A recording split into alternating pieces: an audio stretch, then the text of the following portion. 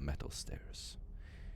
You can hear the echo, the hollow echo, as if you're in a giant warehouse. When you look down, you see these endless catacombs of bridges upon bridges upon bridges, wires hanging like vines through the air, and in the distance you see spotlights pointed up at your bridge. You can only see down through your hood. A hood has been pulled over both of your heads. As you look down, you see the feet of guard in front of you, and you're being pulled as you're tied around your waist. Occasionally they will yank your chain, and obviously a mutant behind you will give a belly laugh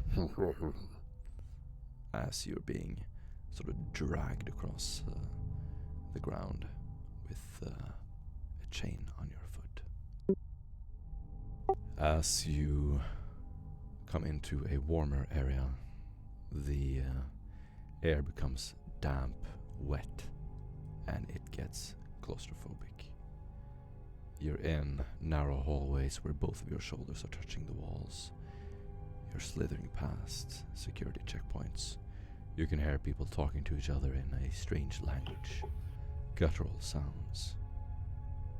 As your armor turns wet from the dripping water from the ceiling above, you're pulled into a large, well-lit facility. You can see, just peeking up from the hood occasionally, well-lit metallic surfaces. Everything is brushed metal. It looks well-maintained. It smells of feces and urine. The endless dark holes are maintained by cleaning servitors that occasionally walk past you. You can see the guards pushing them into the wall and them bouncing off the wall occasionally. Before you reach your cells, you will see urns, paintings, furniture, and you can both take a lore test for navigators. Scholastic lore. At -10. If you have pair, you get a bonus.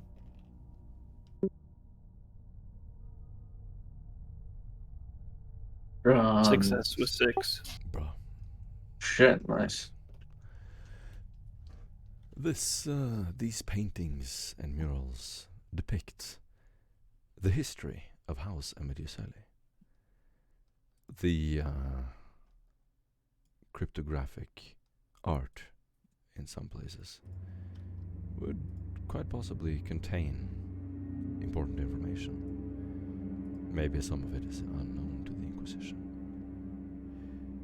You see depictions of members of House Emed meeting with aliens, Xeno creatures. They have victory poses around cities, on piles of bodies. You see maps, locations that they no doubt would want to have hidden from the general public. This is deep, deep, deep in the catacombs of their space station, and no one who isn't invited will ever step foot here. And the people who work here are never allowed anywhere else.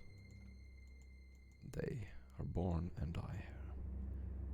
Tens and maybe hundreds of thousands of people live permanently on the station. As you are pulled a little bit further in to the cell network, you can hear crying, whipping, cries of pain, begging, and the occasional scream of agony. Looking up under your hood, both of you can attempt an awareness test at -20.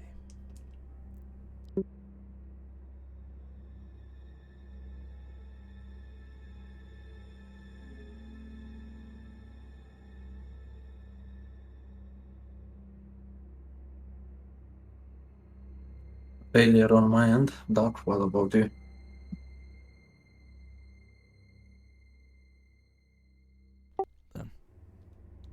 Sucks when you're only a wingman is AFK.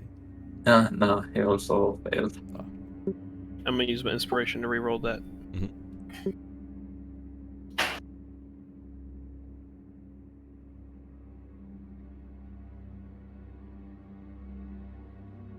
Nope, no dice. Oh, as you try to use your chin to sort of scrape down at your shoulder to lift it up and see some of the security networks and security tech they use here. You're unable to see it before your hood slides down again and only reveals your feet. You're walking on a metal grid floor. Looking down through them, you can see lights from a station beneath you. There are levels upon levels of these cells, and they seem to form some kind of labyrinth. Finally, a door will slam open, and you will be pushed inside. The last thing you hear is as you hear whipping and agony in the distance, and you both faint from fatigue. The walk has been quite long. Waking up a few hours later, I want both of you to do a toughness test.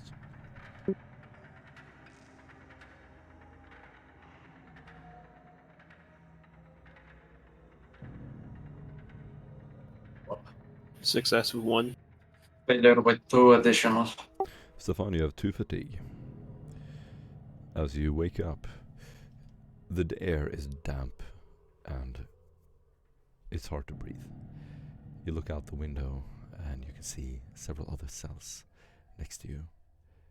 And around the corner, you can hear breathing. Labored breathing. We can begin by describing you, Stefan. As you lay there on the floor, what does your character look like? The guard reaches the designated location for the prisoners. The first prisoner is presented to the door, the hood being taken from him, showing a battered and slightly bruised Stefan with messy hair and his eye patch still holding firmly to his right eye socket.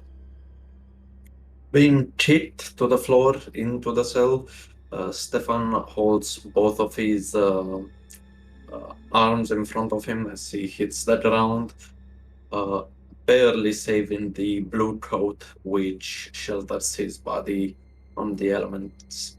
The light armor he possesses still secured underneath his robes, and within it some hidden weapons with limited ammunition.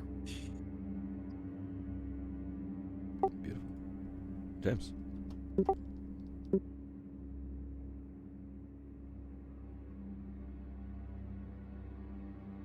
Doc unfurls from his sitting position in his all-black bodysuit.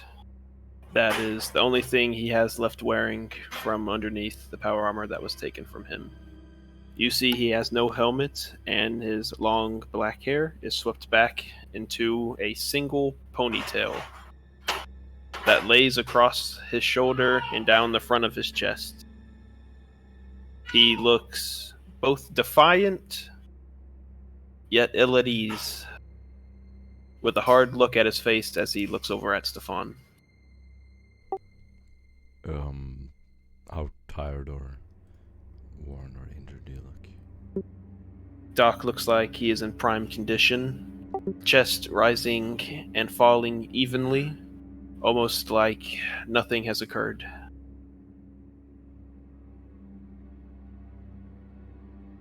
Alright.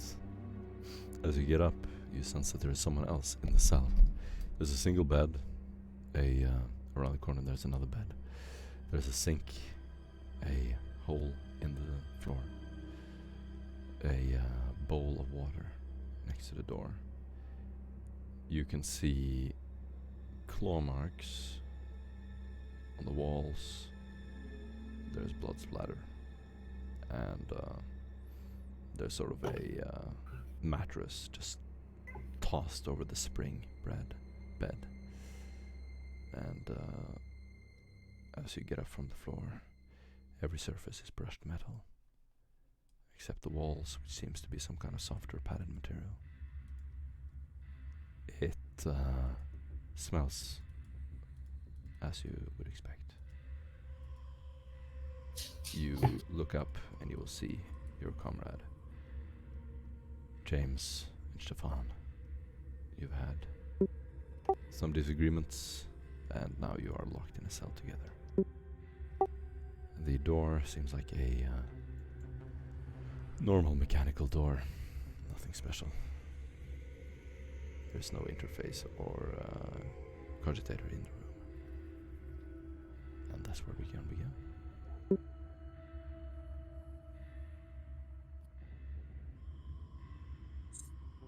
Doc looks over at the mysterious figure, and who would you be?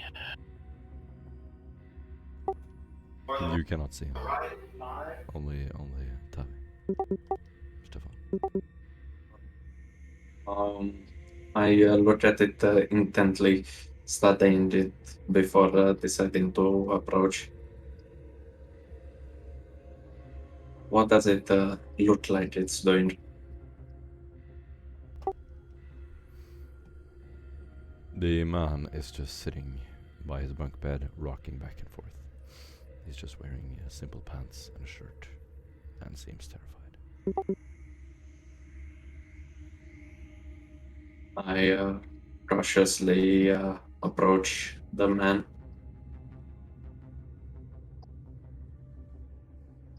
Looking at James behind me as I use Stefan get up and with the tip of his fingers just reach for the man. He will look up at you. He is balding, black hair on the sides, a few grey hairs. He has had pretty low eyes, stern. He looks focused, and he looks badly beaten. As he looks up at you, you can tell that he's been awake for several days. His eyes are wild and it's darting back and forth. Hey, are you okay? He will just form a serious frown on his face and keep rocking back and forth. You have come to die. He'll sort of give a little painful smile. No, not our intended plan.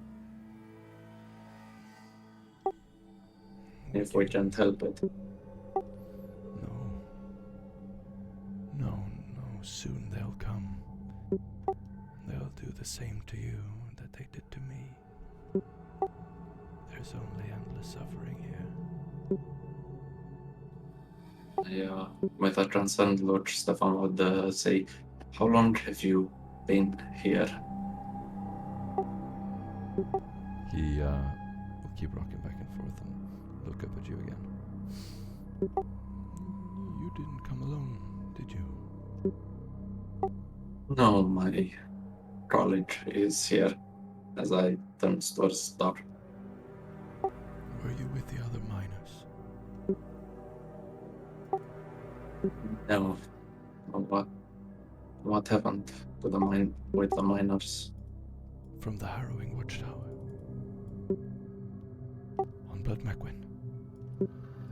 He asks as if you knew. Not from the system. He gets kind of a surprised look on his face and will brace on the side of the bed as he slowly gets up with a groan.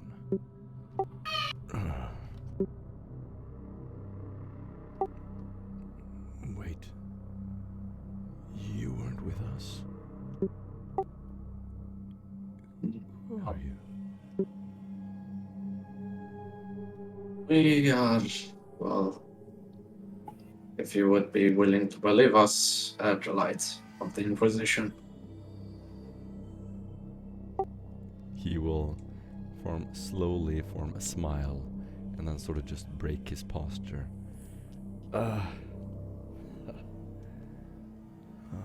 It's good to see humanity again. Humor.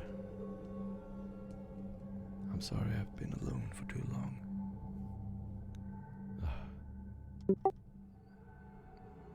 He'll sort of lean around the corner and spot you, James. What about James will walk up. Well, I served a few stints in the Imperial Guard, joined my compatriots here, and now here we are. A very long series of misunfortunate events. You'll form an expression of disbelief. Why did they take you, a guardsman? Why would they bring you here? Well, I just so happened to be in the company of this man. Yes, he serves alongside me. Well, what now? There's no escape. This place is pure evil.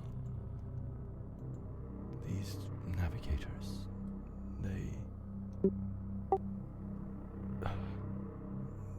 can do things to your mind. You'll see him sort of holding his forehead in pain. They can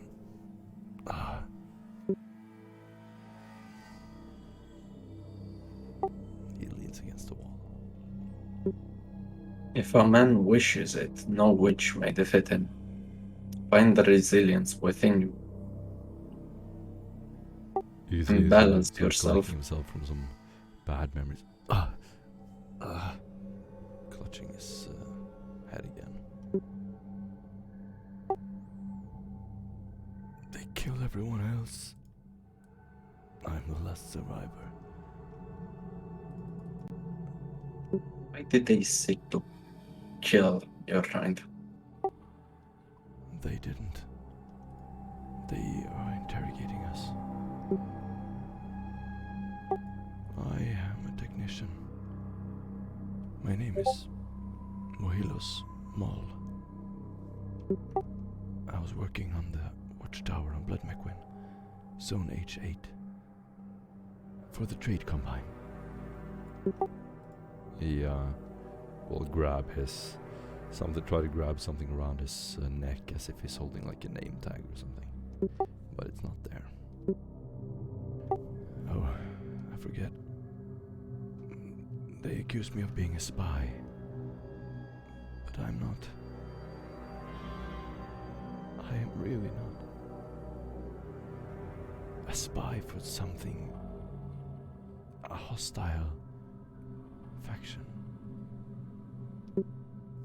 I don't know what to say to convince them. Probably even if you had proof, solid contrary proof, they wouldn't be willing to listen to you. I just want to see my home one more time.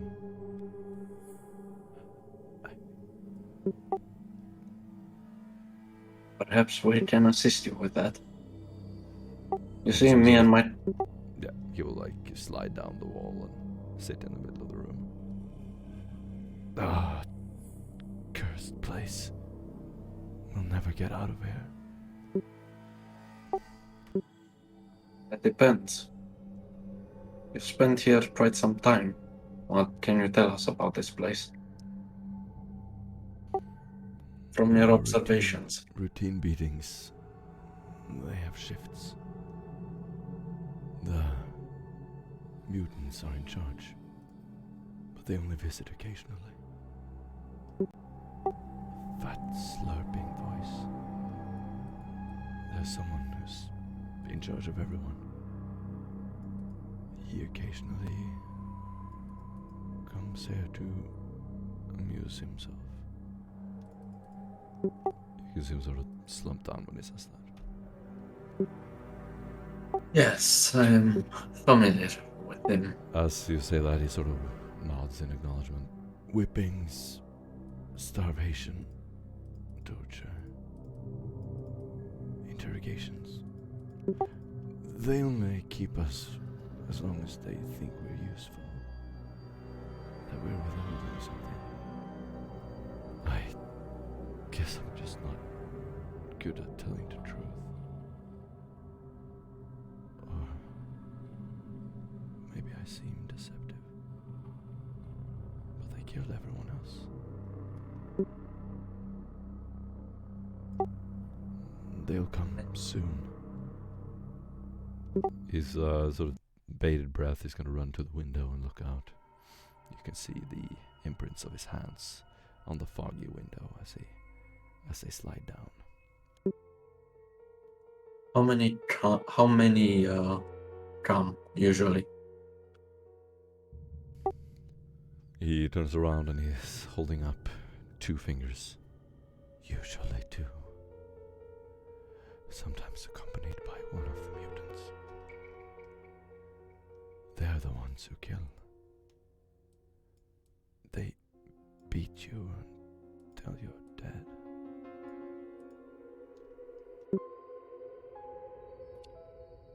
Do you know the things that would control these doors? She's gonna shake his head. No.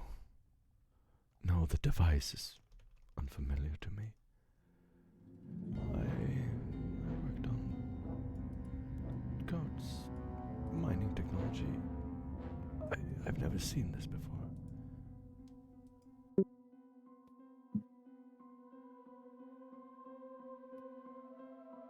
I would try to look at the lock mechanism of the door as well.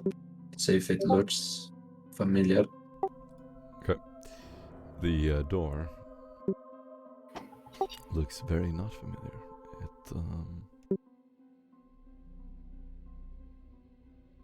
It has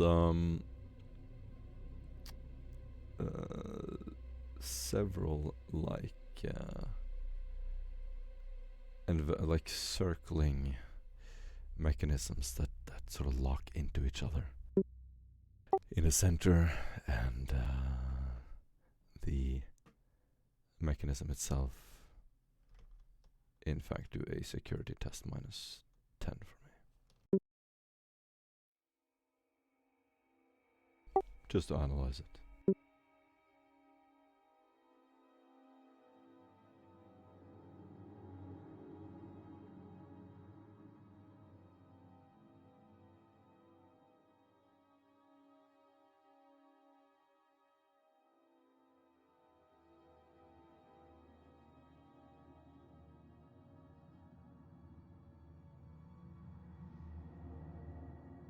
And he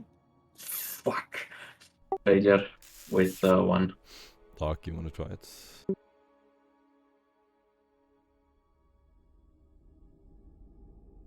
-10 security, you're muted. You muted yourself in case you. Sorry. What did you say, Stefan? -10 security. -10 security. -10 security to see this door, to get some info on this door.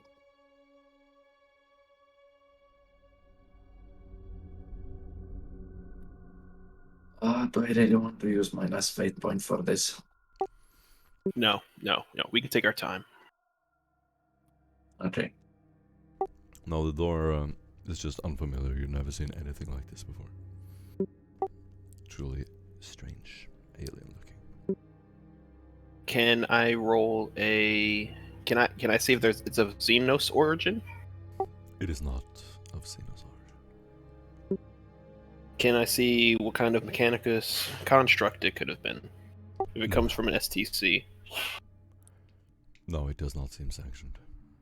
And as you spend quite a lot of time looking at this, evaluating it, talking to your friend, and sitting there, you can hear the guards whipping someone in the next door cell, and the heavy footsteps of at least 3 people walking right around the corner to your cell. And outside you can open it. Dodge. Chances are this would be the only chance we got to get out. I see. And with that being said, Doc corners himself right next to the door on the left side, on the blind side of the door for the person that enters. Stefan will remove from his concealed holster the Xenos hand cannon, suppress the Xenos hand cannon, and he moves to the back of the room with a hand cannon behind his back. Open it all the way. The door will slide open. The man outside, you can hear in synchronized footsteps walk into the room, fully armored with power armor. They stand on either side of the door as a huge, towering man steps into the room. You recognize some familial similarity with Baragas, who you talked to earlier. He will look at you with a animalistic, gleeful expression. Lay them out! And the guard will step up to you and kick you in the belly. As the guard reaches towards me, he would see Stefan point a gun at his forehead and says, "Now, today is not your day," as he pulls the trigger. You sure you want to do And simultaneously, Doc is going to hit the second individual with a disarm in the room. Are you sure you want to do this? Ooh, he hits us with the "Are you sure?" I'm going to follow your lead, Stefan. Okay. Give me a more detailed, more details in the room. Is the door open, and how many enter? Yeah, the door is open. There are two guards standing on either side. Both have power armor and plasma weapons. Oh! The mutant has a heavy armor, and it looks like he has a power fist as well. Oh, fuck. Chief, I don't like our chances. I guess we should take a beating, Doc. Damn it. I'm not saying it's impossible. I agree with you. It doesn't seem impossible. I fully agree with you. I'm just saying that these are chances I wouldn't take. I have the damage properties of my fists to punch through power armor. It just depends on their toughness. So I can deal damage possibly with my bare fist against power armor, but you know. No. Depends on their toughness. Yeah, and it counts at my hands count as deadly natural weapons, and I can reroll my damage. How, from our experience, how tough does this guard seem? These guards do not seem like regular prison guards. They seem like some kind of troops, genetically modified.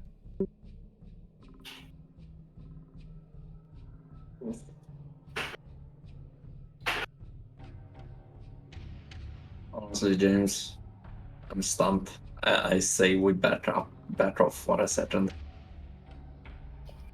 Okay, sounds good. You take 11 bludgeoning damage to your belly. Impact. Can I do the wrestler to sell just how powerful the attack is? Yeah. Basically, fearing more beatings that would detriment their chances of escape.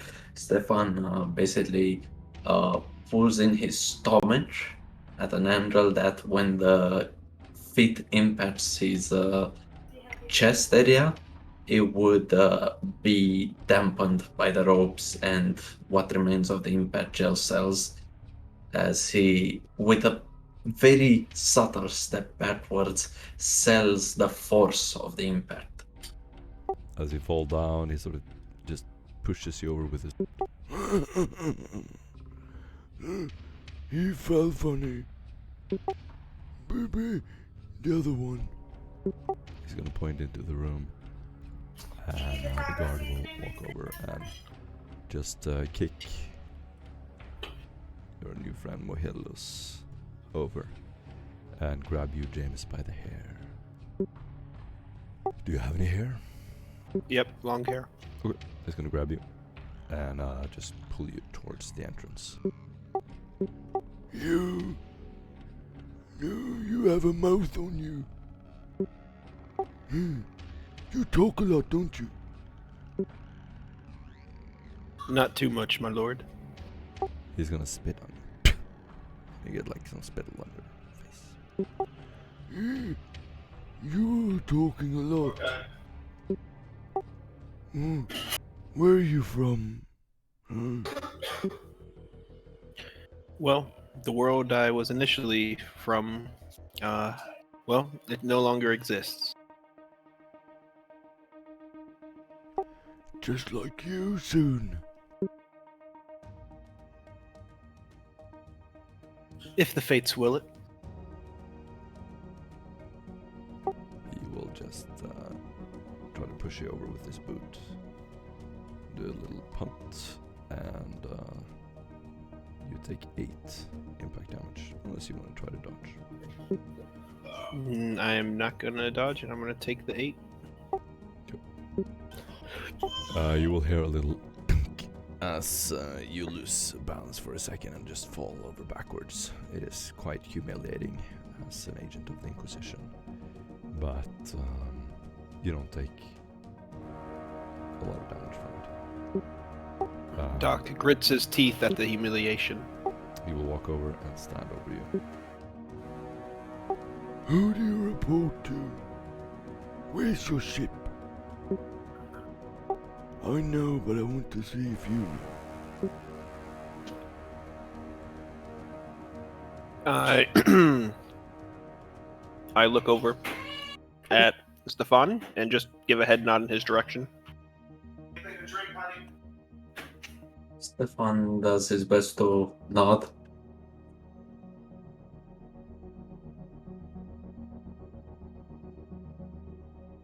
Doc then just looks back up at the person trying to interrogate him. That's who I report to. He's gonna hold his fist sort of threatening up towards your face. We came here to broker peace with House Emed Dusali, and that was the main thing we're here to do. I guess we're gonna take a beating to do that. You're staging an attack. It will fail.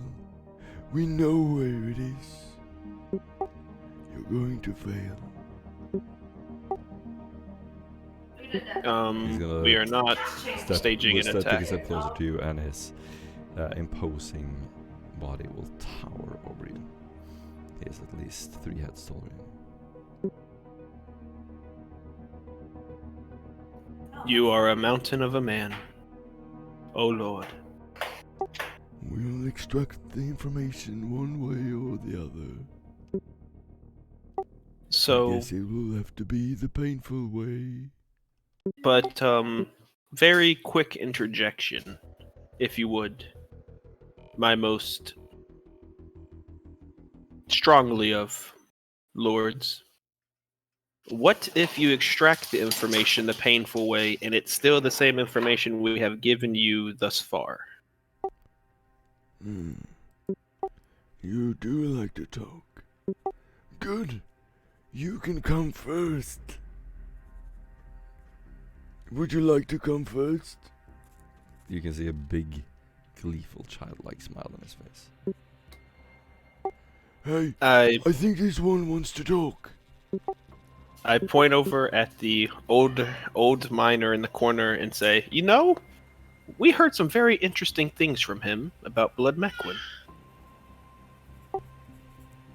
He turns serious for a second and do a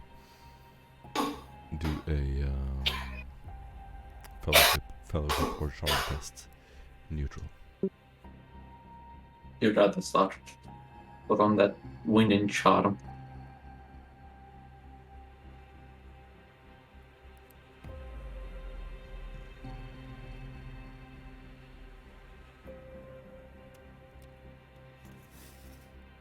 But I am going to spend a fate point to re-roll because it was close. 50-50 spin the wheel, make the deal, and Oh you my fucking God. failed. Dude, so close yet so far.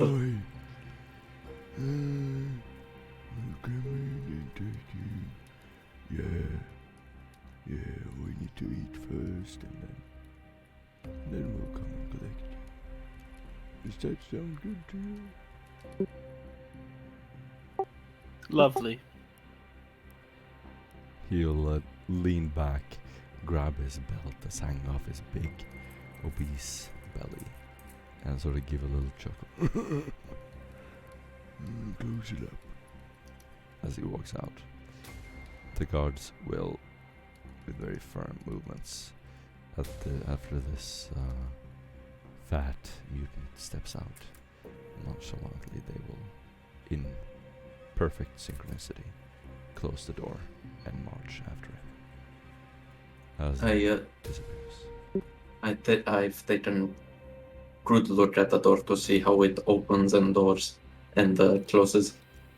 Very good. You can take another security test. Neutral.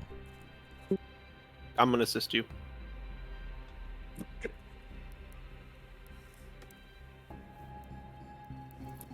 Scrutiny.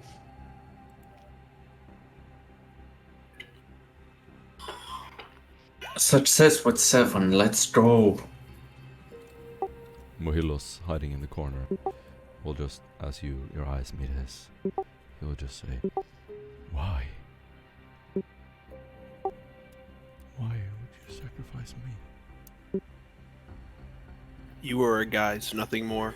Obviously, it fooled them, and they were going to leave to come back to collect me anyway.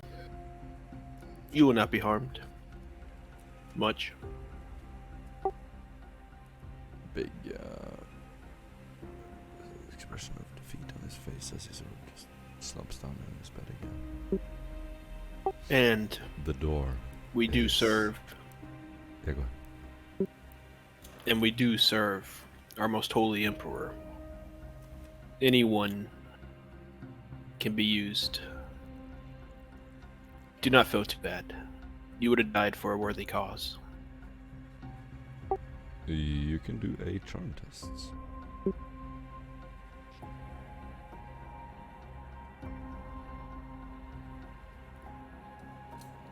Well, this doesn't ever change, even with the 51. Failure with -3. He doesn't believe it.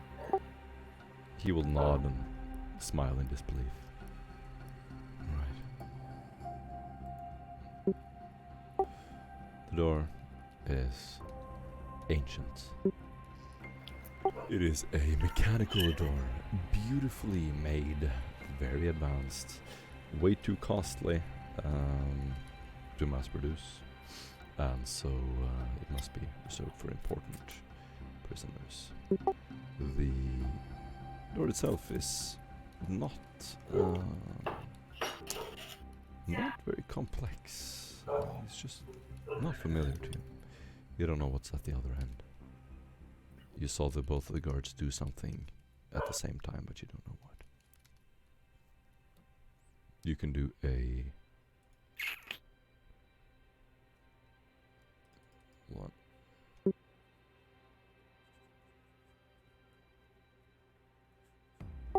You can do a security test, -30. Oh.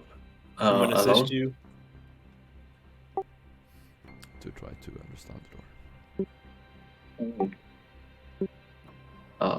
One second, I want to make sure that I have everything in regards to security that could possibly help us. No, this is only for law. Okay.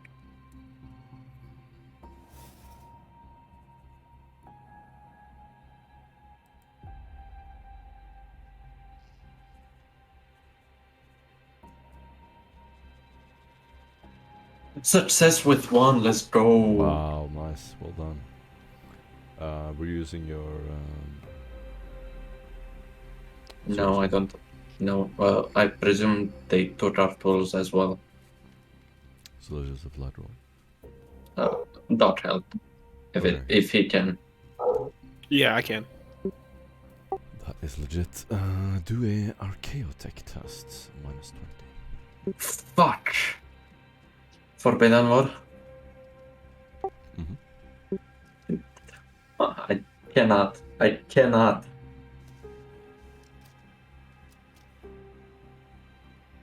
I cannot do it. I have so many Forbidden Lores already.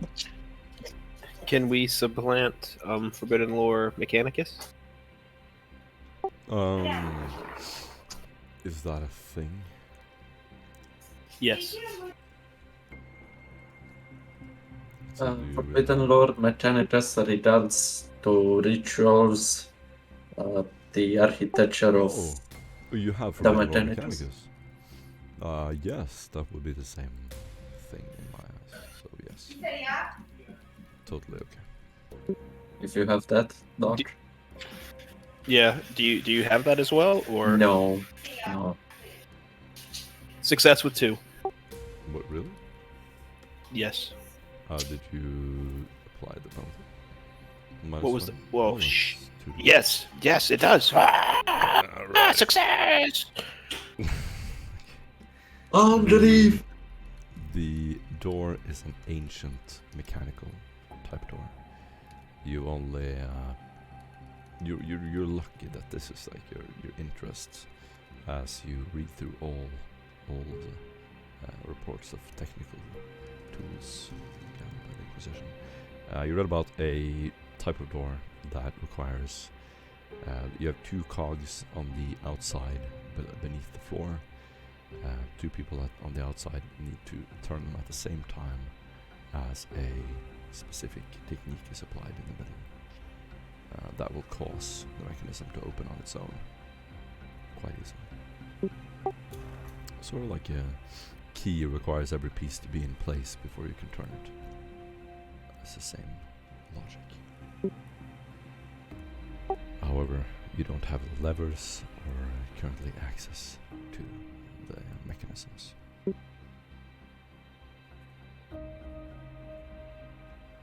There's no override feature from within side. No, purely mechanical.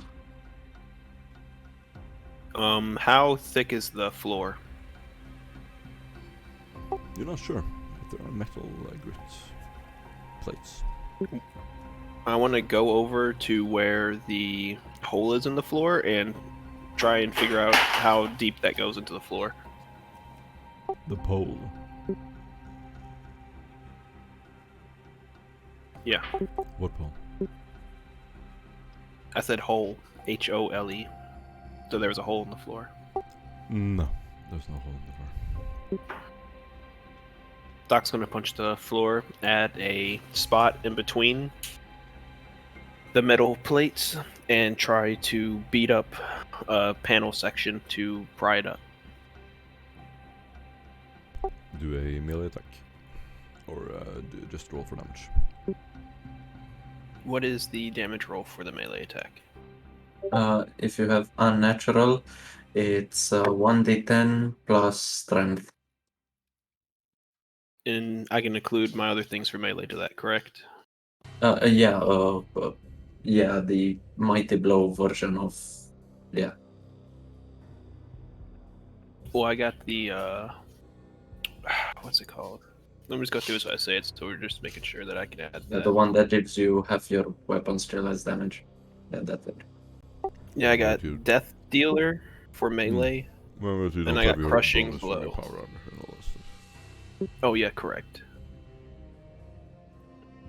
So I'm sitting at this, and it's considered deadly weapons, so I get to reroll damage.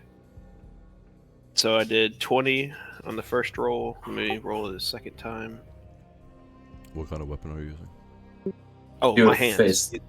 These are literally my hands. Why do you have plus 13 to your hands?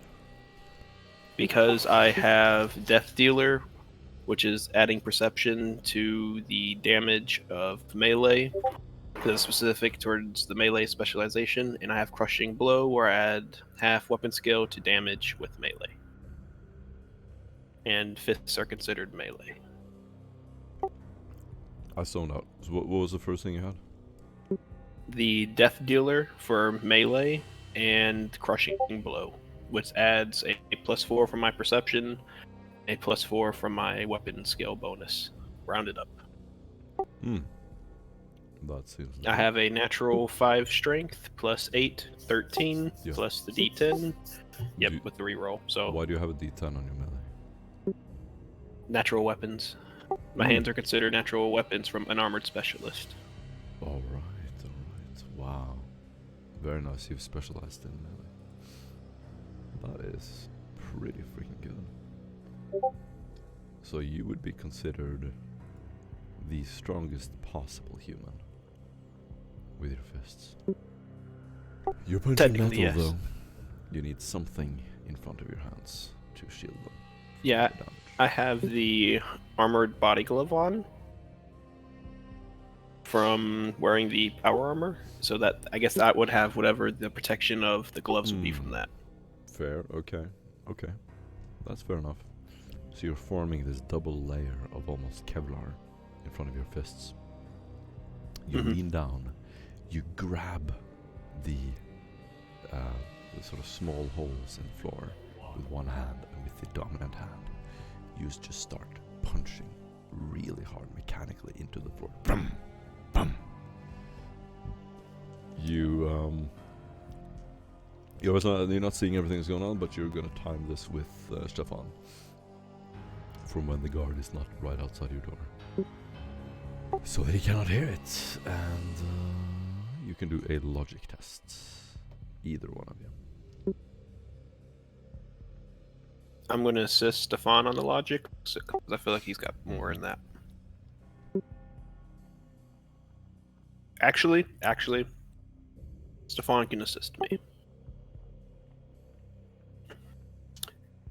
And Stefan, you got logic with the assist? Yeah, he's gonna assist you, so that would be a success. Okay, then success. But holy crap, dude, rolling a 96 and my target's an 89, that's rough. Very rough. How much damage can you deal? 33. Max damage would be 23. Okay. That's gonna be more than enough. You are eventually, after slamming again and again into this metal floor, you're eventually creating a dent, and then you just suddenly, there's nothing, and then suddenly, BAM! You just slam through it. The entire plate, the entire metal plate falls down. And you can see a couple of pipes down there. There's a bunch of dirt, Large. sort of grimy looking slime at the bottom. Is it large enough to crawl? Yep. I look to Stefan and I say, there's enough space down here for us to crawl out. I think that's our best option, and we find a vent in the floor that we can come out of outside. Or if we're lucky, with the time we've gathered, I quickly actually look over to our compatriot in the cell and ask him, do you know where they hold the weapons and belongings they take from the people that are brought back to these cells?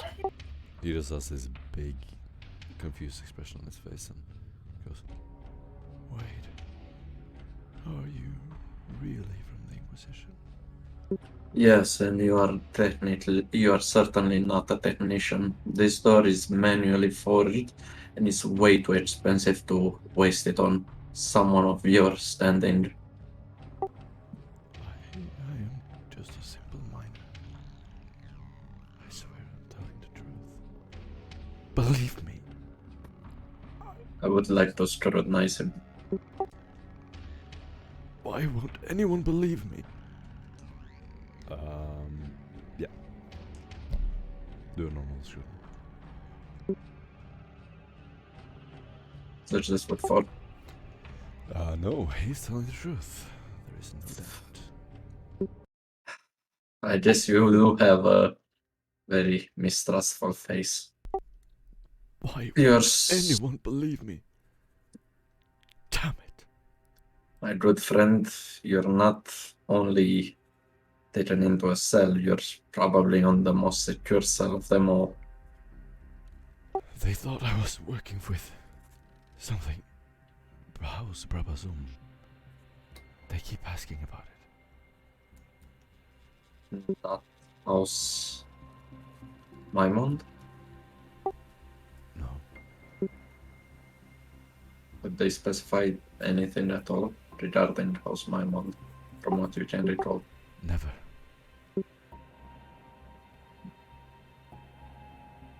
Or were they interested in House Brabazon? Some arrangement. They're traveling somewhere and they thought I was in on it. But I'm not.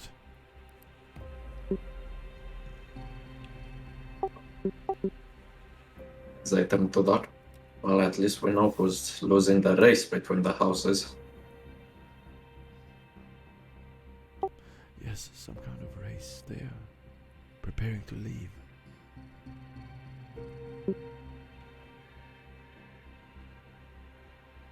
They thought I was a spy.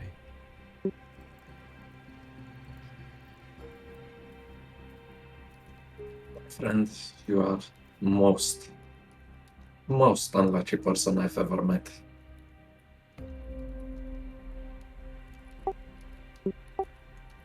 He looks at the floor and takes a shy step forward. Can I come with you? If you can prove useful, I miss my family.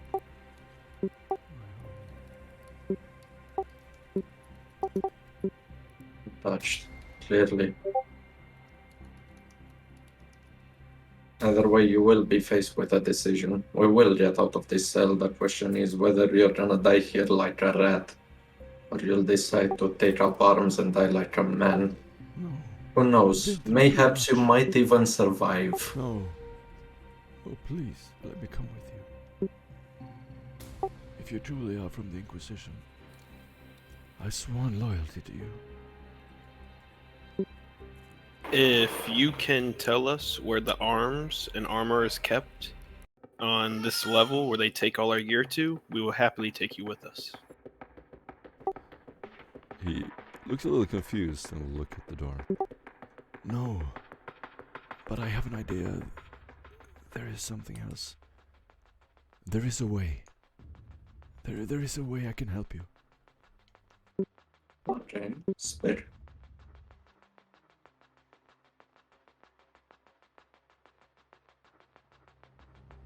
What do you say, guys? You tell him to speak. Huh? We tell him to speak, as we are quite interested in what he's about to say. He will just looking at your silence. He will sort of close. I would rather not reveal it until we arrive. In case one of you is taken prisoner, they would know our plan. There It is, is best that only I there is no know. going back to being... I disagree. There's no way we're going to be taken back as prisoners. This is a die or die attempt. There's no coming back to here for us once we leave. Yes.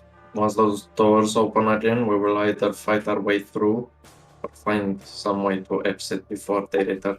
Do a charm test. You get a -10. Welcome, Hannah. Pete. We're doing You helping me with this stuff? prison. Of course. A prison scene. Ooh, success with 10. This. No, it's success with 9. Yeah. Sorry. The other players are currently interrogating or talking to a cellmate that they have. They're currently in a cell deep in the Consequal Tortuous base of Emed. And yes, you do manage to get the answer from him. Eventually he will stutter that, well, there's a servitor, you see, and I've seen him guide the others. He knows everything. I've seen several of them, and it just so happens that I worked on this model back on Blood McQuinn. I know how to operate them, and they can help us. If you let me join you, I can operate them. Use them to help us out. Very well. Will prove quite useful. However, the condition is that we escape this room, correct? Hurry! And- He looks at the floor. Okay. Well, what's Doc's escape plan at the moment? What has he done?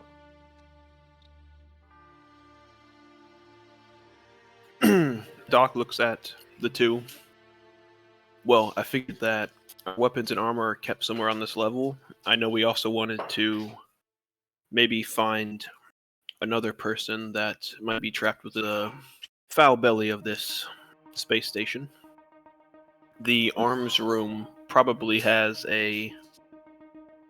some kind of server access to where we can get information on probably the local area of this station. If we can do it quietly, then we could probably slip in, get our gear, and kind of pseudo walk out. Just act like we are exactly who we are. I don't think many people would suspect that happening. Yes, but however, at the moment we're still locked in a box. Yes, but we can crawl out through the hole in the floor that I just beat the living crap out of. As he looks at his hands a little bit and grips his hands as he feels his bones are a little numb in his knuckles. Is there a hole in the floor? Oh yeah, he's beaten the metal Ever. plates loose. They were slammed into the ground, into a lower level. You're currently looking at a sort of a hollow space underneath the cell. With pipes.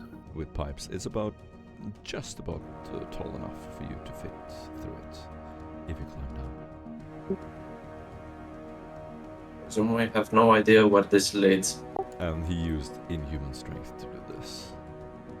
So Yeah. no normal human would be able to do that. He used Doc's strength to do this. No, yeah, boys. Yeah. Okay. Do you start to climb out? First of all, I look at the pipes. Do I recognize their purpose? Cooling system, electrical system, Sewage. sewage, directly sewage. Yep. Okay, well, other way we cannot stay in this room. It's not the best I would have hoped for, but it will have to do.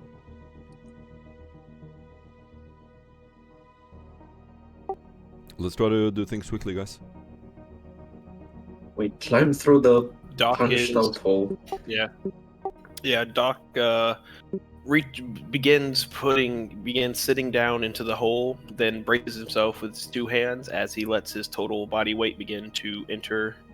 As he dips down into the hole, his feet touch the ground, and he releases his hands from the two sides of the hole, and he reaches a hand up to help Stefan down. Beautiful. Both of you get an inspiration point. Great role playing. I'm going to take a little intro speech. Remember, move the plot forward whenever you speak. Try to speak in first person. Don't look at other things. I appreciate if you're paying attention to the game when we play. It's for everybody's focus and respect. And if you have any out of character role playing or role playing itself, that's great. Minimal out of character talk. And remember, when you talk, it should be something that moves things forward and is interesting. Alright, you climb down into this space and start to make your way out. We're gonna zoom back to the ship. And we are with Hannah. You're currently on the spaceship. And Pete. My goodness. I I must write this code. I must focus on everything I can. Right. Iskender will be furiously trying to You're both standing by the entrance. Sorry. You're both standing by the entrance, and you're both been informed that you're given immunity as members of the Inquisition. As long as you stay here, don't cause any trouble. They acknowledge your presence. Probably because they know that from this location you could be heard by other members of the Inquisition. So if they touched you, they would fear for the survival of their entire faction. Yes, we have a assured position of power and safety, and but we cannot. What do you do? Sure, I shall start compiling using whatever cogitator is available. A self-replicating, spreading piece of scrap code based on things that I've read, things that I've discovered, and in order to make it more difficult to combat, I'm including potential archaeotech code, Eldari. I might put in some matching of Eldari coded terms and things like that. Aware that this place does use Eldari tech, but using code words, using just basically trying to encrypt it as much as possible, and he quite panicked towards Sarah, and will start to speak about Sarah. Our experiences back on through the Imperium. I feel that potentially things that I've locked away in my head might possibly incorporate into this. Do you think I should disable some of the barriers that I've put up in order to unlock some of this code? I think that any information that we have can be useful to us, that we should use it. I think this will take the most amount of concentration I've ever done. One slight mistake and I could be putting us all in danger. I would ask, if it comes to it, if there's anything that goes wrong when I let down these mental barriers, it may be up to you to stop me. Trust you implicitly.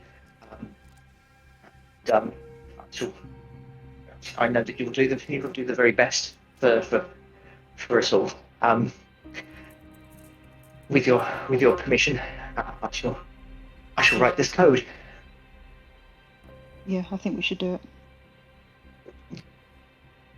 Iskender starts to interface with the nearby cogitator, sealing it off specifically against anything else, in case anything does go wrong, so it doesn't spread to the rest of the ship. And he will then, once he's sort of got the programming in the basis of effectively a piece of scrap code which starts to border on artificial intelligence, since it's somewhat of an interest of his. This is heretical. Yes, it's something he knows is wrong, and he's looked at it previously with interest rather than ever engaged with it. In order to understand it rather than use it. And so with this, in order to get the rest of the team out, it's like it's going to need something that's going to be able to effectively act autonomously out there, with a purpose. So it's like limited artificial intelligence, Right, a scrap code that Yeah. lives on its own. Okay, what do you do, guys? How do you do this? Right. Basically, just calling on previous information with depth, because he's a savant and absorbs all information. There's going to be points where because he was involved with research, dealing with archaeotech, um, and a bunch of other stuff, and how he's very fluent and confident with talking with machine spirits in order to get the information that he needs from a research point of view. Others would view that as hacking and intrusive. He views it as merely engaging machine spirits with in conversation and seeing what can be what information can be exchanged. So using that, he will effectively copy whole pieces of machine spirit code that he's managed to absorb for research and reference purposes, and start to piece those together and effectively write a rudimentary, crude, hopefully effective machine spirit of his own that is self-replicating and can be given a task and can go out and spread wherever there is information. Very well. Do a forbidden lore test, heresy. Okay. At -20.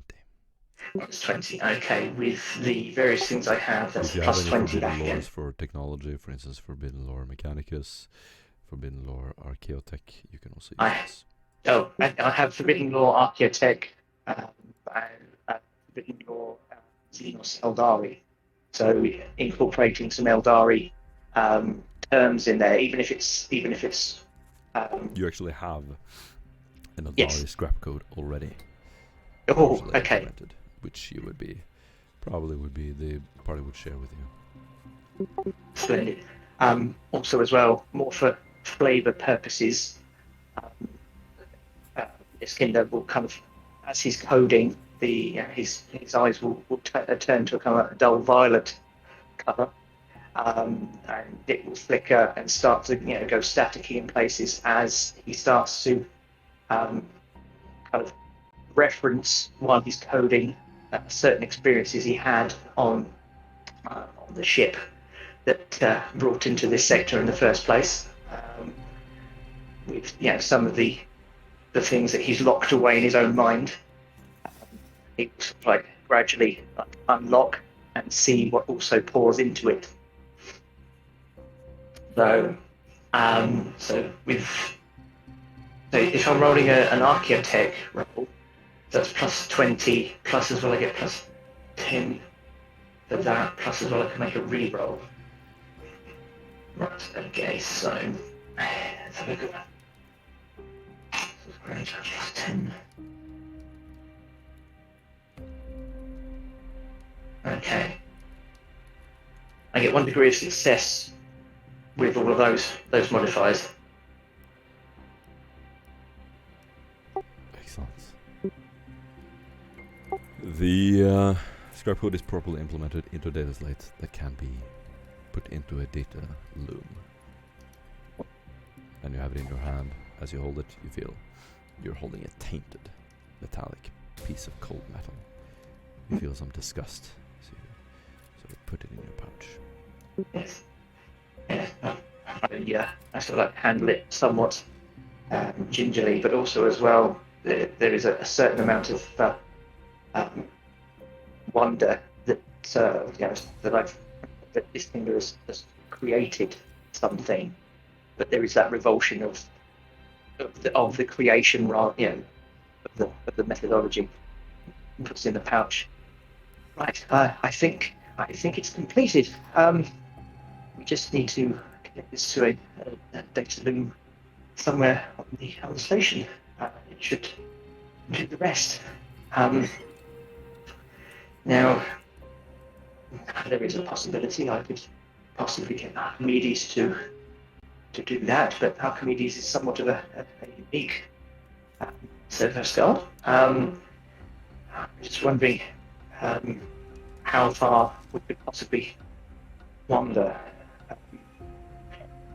Is Kinder will just for a second kind of just his eyes go from green that they are normally into a more sort of like blue hue, scanning for any spheric wavelengths or points, data looms that he can connect to, remotely. That's perfect. You operate a sort of a giant scanner that is implemented into the ship. As you go through the cockpit, Jericho will swivel around on his chair, sort of take his navy jacket off, and any word from the others? No, nothing yet. I believe that they probably need rescuing, and on this data slate actually wouldn't be the slate out. With the prescribed times will be shaking somewhat. I believe that the contents of this can aid them. I would possibly need a means to transmit to a nearby data loom that I can find, and then it will do its work. He will take his hand and just lay it on top of all the buttons on the keyboard. We're jammed. No signals. Right, in which Can't reach case... them. So we'll have to do it manually. Okay. What is the status of are we being surrounded when it comes to actual things like this? Rudimentary knowledge. Do you think we could somehow get this data slate to nearby data loom if I can identify it?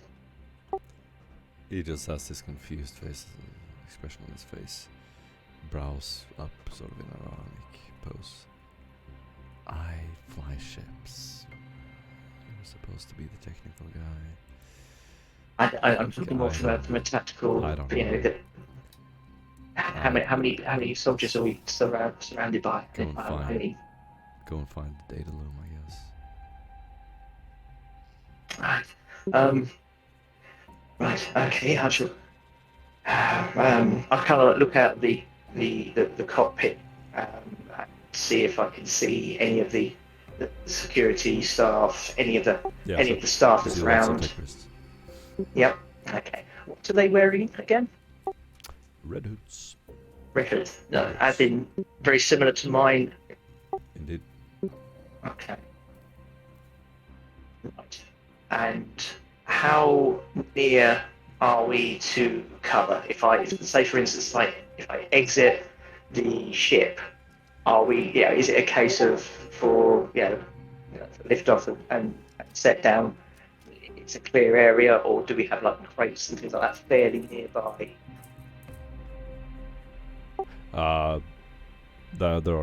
They're quite far away, like 20 meters maybe. Yep. Okay, so if we are being jammed, I wonder if I can reverse this. I then start to have a look at the instrumentation, the readouts and things, just to see if there's any clue on the frequencies, see if there's any gaps in any frequencies, the strength of the frequencies, triangulate the sources of them, see if I can alter, speak to the machine spirits within the ship to push certain frequencies in order to counter those. What's the range on these sorts of technologies generally? Yeah, they differ depending on the strength of the emitter. Could be some kilometers. Could reach from the surface of a planet to a ship in orbit. Okay, that doesn't really help because it could be huge then. Yes, right. No, you would only be able to reach maybe a few hundred meters with your technology here, but you are jammed once again. I mean, I just need to identify a loom, then just tunnel a signal to that loom, and then creation, and then its work. But it does require getting there. If we can't physically get there, find a way of transmitting. Jennifer, what is the strength? If we really had to boost the signal, I haven't had a chance to familiarise myself fully with the communications array. What is the power output if we decided to force a communication?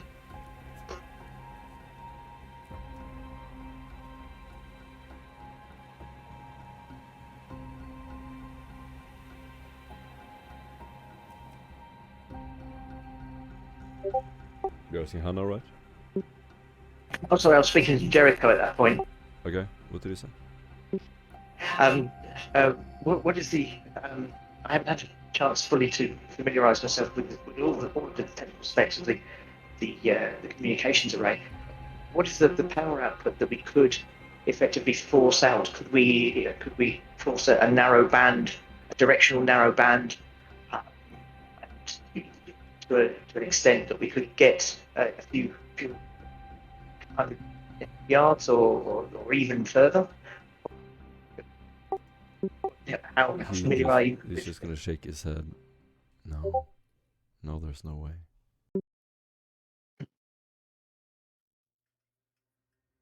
They're completely channels. They're completely channels, but they are respecting. They're not coming on board. Yes, really, if they wanted to, they could just make us disappear. It suggests that there is something stopping them from doing this. Either it's they can't because they are themselves are being observed, or possibly that that they do still need us alive, but then they could still storm the ship. Something stopping them. I'm going to look out the porthole again. How many servitors there are out there? About 7, 10. Okay. Are they relatively similar, at least in appearance, to the servitors that we have on our ship? Oh, yes. Okay. Right. In which case, I shall sort of wave my finger in the air and kind of looks like I have an idea. Samakri's still here, isn't he? I should ask him first before commandeering a servitor. And go running off after Samakri. As you bump into him in the gun room, he's currently tending to a mechanical piece as you go down the creaky stairs, and he's kind of annoyed. Looks up at you. Oh, I thought you were out on assignment. Apologies. Puts it back down on the table. Apologies. Where are the others? Are we ready to leave? No, we have a problem. Stefan and Doc, we believe have been captured. We had the visitor earlier, so we had to, as you by the communication when I took over the ship and effectively chase them off verbally. They're not back. We are attempting some sort of rescue attempt. We don't know where they are, and I have effectively I have a potential plan, but we need to get the contents of this data slate here onto one of their data looms out there.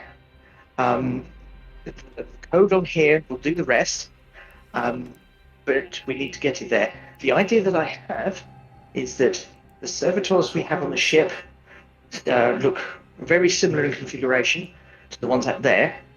Possibly, if we could sneak one of our servitors off the ship and just get them to a data loom, Effectively, it will help the doc and Stefan wherever they are. It's just getting this to it. Basically, I wanted to ask, would you mind if I commandeered and used one of the servitors for this? Of course, I will try my utmost. You want to use the servitors to carry an affront to the Omnissiah? Only so far as to hold it, not to actually carry it internally, within its own program. No. Then we may have a problem with our group, with Stefan and Doc. Why? Are they in trouble? Yes. Not again. This is what I mean. Wobbles up from the seat, annoyed.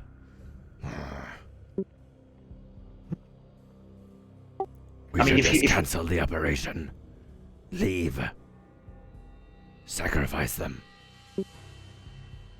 I mean, it is. We could do that. It's just that, despite all of the ups and downs that we've had, that does mean that we will be under strength for the actual main mission itself. With this piece of code, then we should be able to hopefully. I will not taint the data loom of this station for your whims. It isn't whim. It is so that we can actually achieve the main mission. How do you know? What I know because I have compiled from various sources over my lifespan into a unified machine spirit that has a single goal, and that is to effectively. It's actually in two. It is one to seek out Stefan and Doc to facilitate their egress from the station to here and cause as much distraction as possible until we are free of the station. No.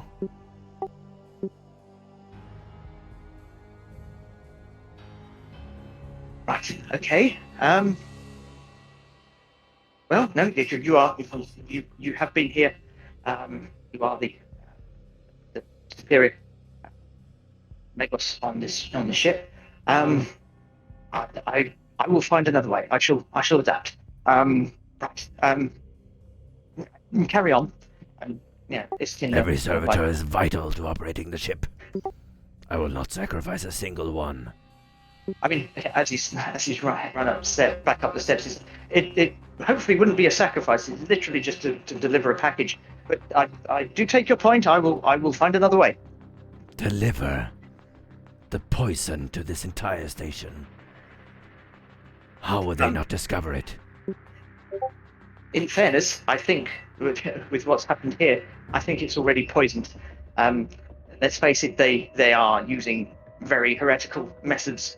Regardless, they are using a scrap code of this nature would destabilize the station. They would discover its origin quickly and eradicate our servitor. By the time it starts to do its work, the servitor will be back on board the ship. Impossible. The code is unpredictable. The code is somewhat predictable, as I have compiled it. Therefore, there will be certain parameters which are known and predictable.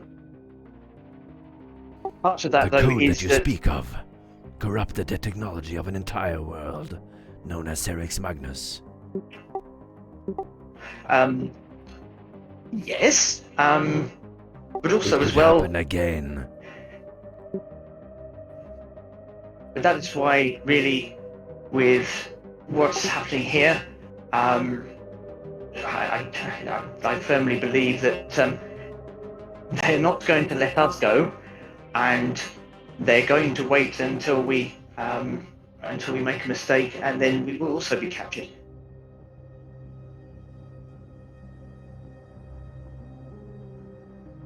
I am not convinced.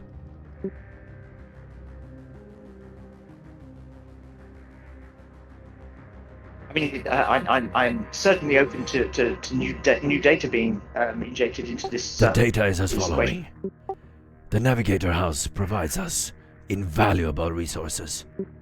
You would sacrifice an entire station, and possibly our allegiance with them, just to save 2 of our crew members. No. Technically speaking, they've. Well, in which case is this transactional? Have they given us enough that effectively the members of our group is the exchange that we're working on?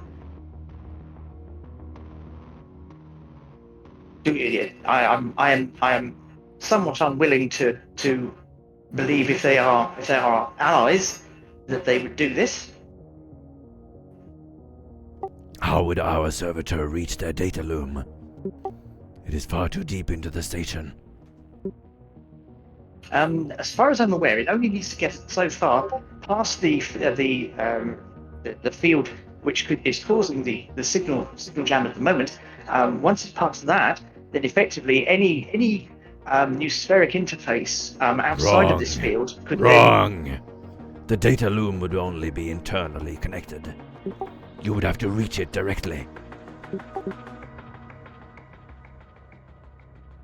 Do you really have Do you really schematics of the think ship? they would be vulnerable through a news fare that reaches to the hangar? They certainly wouldn't be expecting it. No, they would. You are a fool.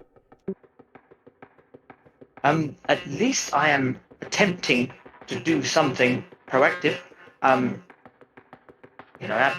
You obviously have your projects and things, but at least I am attempting to push the mission forward.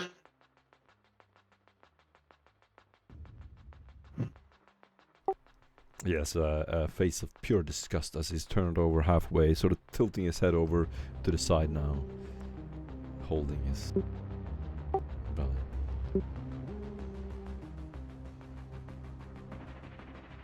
I would say, our roles within this team, is indeed support.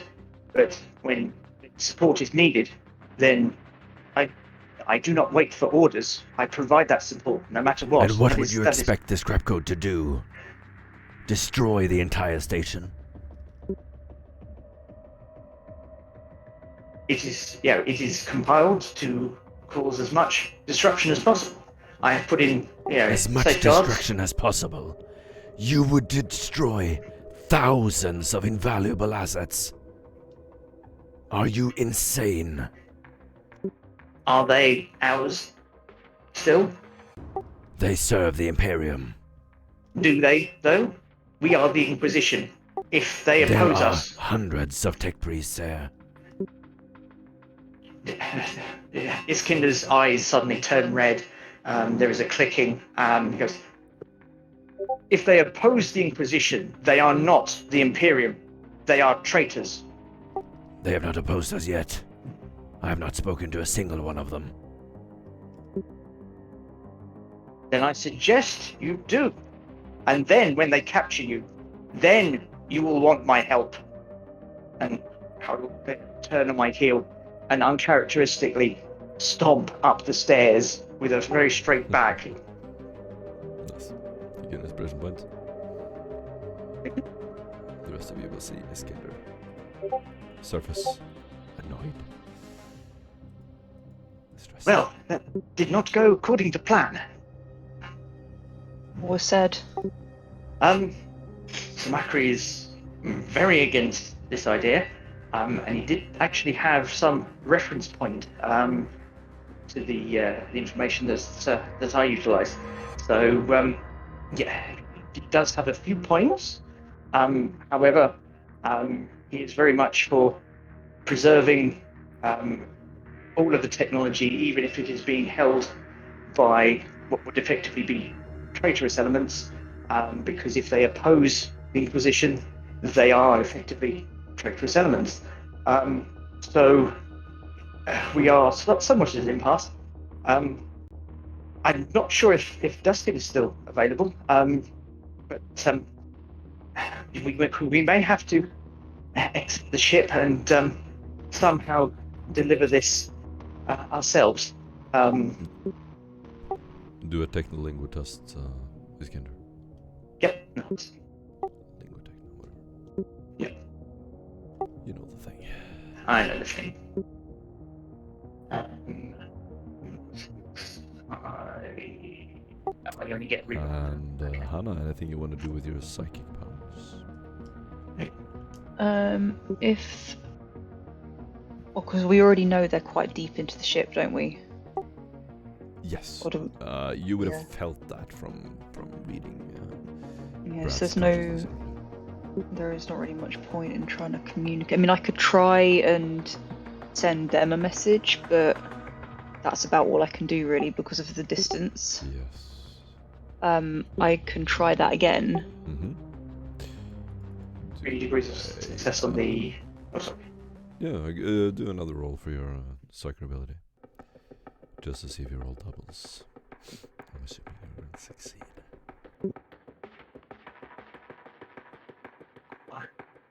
Do well.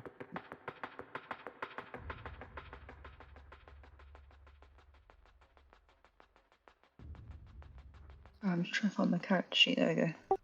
No worries.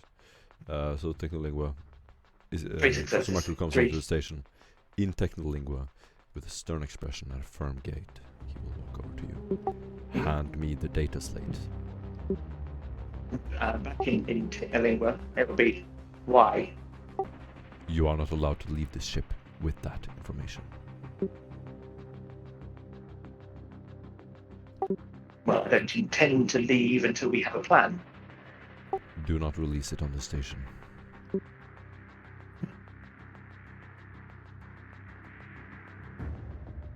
Is this a direct affront and resistance to the only plan that we have? It is uncontained. You don't know where they could spread it. You don't know who they're in contact with. This could destroy invaluable assets for the Inquisition.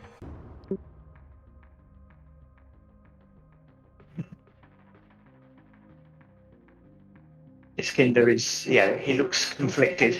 It is tainted. It led to chaos on Serix Magnus.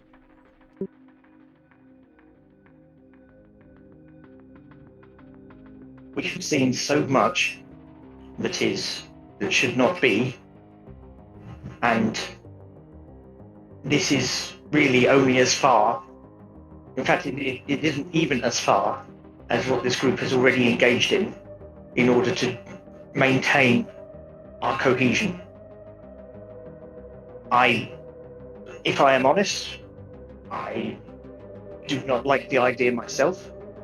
It's just without military training, without any form of military ability, the only thing I can engage is my brain, my mind, my memory banks, and this is the only weapon I have. So Macro And- will look behind him.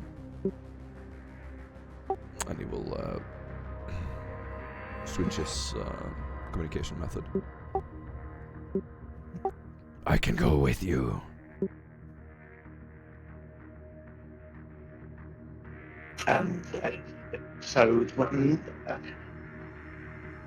So that is the plan? Pardon?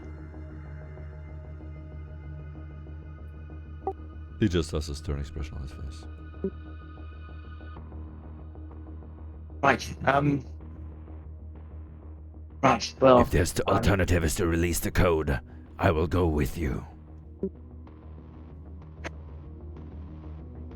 right. But if we're going out, and we are expecting trouble, then we should have a backup plan at least. Would you say that if we are all going out, then we should, if all goes badly, then we release the code? Or under no circumstances? Under no circumstance.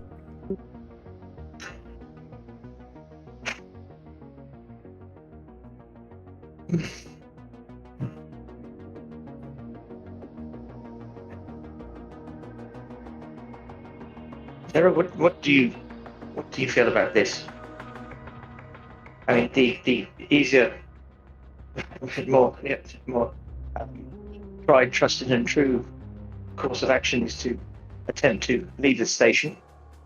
Just despite the lack of cohesion, I just feel that perhaps we just need to make the effort and to try and unify. Or I think that doing it without the servitor is risky, but we don't really have any other choice at this point. Thamakri does have a very valid point that this is, the release of this code is somewhat of a line that once stepped over cannot be reeled back. It's somewhat of a desperate move. Thamakri, what if I modified the code even further? Cut out whole swathes of it in order to make it more predictable. Would you still? Impossible. The nature of the code is self-replication. What if it had a singular purpose? However, it needs to self-replicate. I in could order make to a copy better processes. code with a singular purpose. There would be no reason to bring the scrap code. In which case, then we should combine our abilities together to write this. Indeed.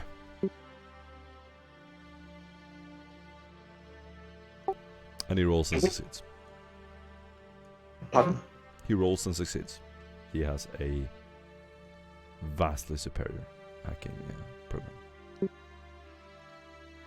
In which case, if you have the a more successful base machine spirit in order to utilize, then yes, I would gladly assist, and we could get modified. Is it a known one that is possibly already safeguarded against?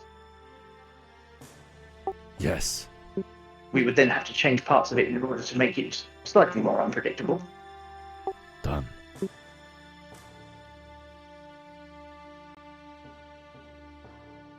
Okay, guys, what do you do?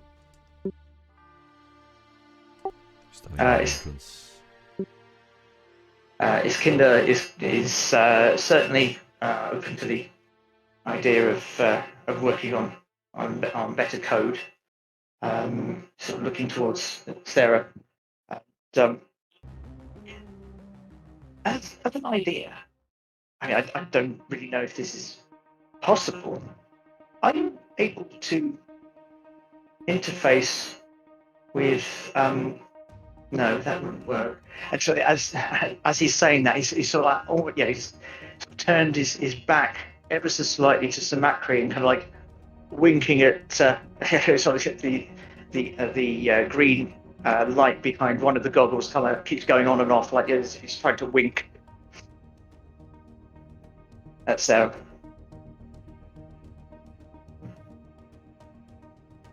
Do you think it would be worth trying to communicate this plan with those on board the ship before we put it into action? It's Kinder's, it's like winking is kind of, slightly more furious as he's as he said. That's certainly another avenue of approach we could try. Kinder's trying to convey the universal do the mind link thing. I thought it was already open. Is it not? Okay. No, I think you have to initiate it each time. I don't think it stays open. Okay, I'm gonna ask you to make a decision for what you do now. because Okay, you have to I jump will- back to the other group. Initiate that mind link and Yep. also try and communicate with either Stefan or Doc. Okay. You But do not at the succeed. same. Obviously, not. I don't think I can do them at the same time. No. You succeed. And you can send a message. What is the message? To them or to Iskinder. Sorry, which one have I done first? I would have done the link. I would have done the link to Iskinder first. I think. Yep. Yeah, I voluntarily failed the roll, so that's not a problem. Privately, but between our minds, I'll go. Can you possibly be able to transmit a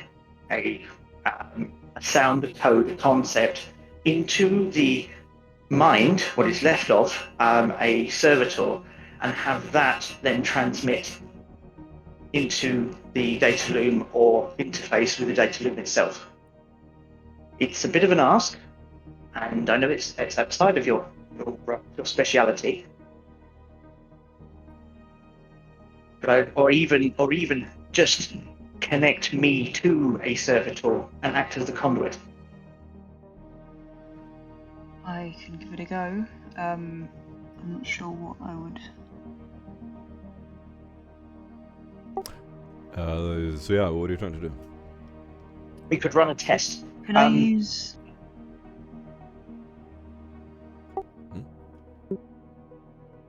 So do you mean like projecting like a telepathic link into a servitor rather than Yeah, I didn't. into? Yeah, Yeah, I'm not really sure what.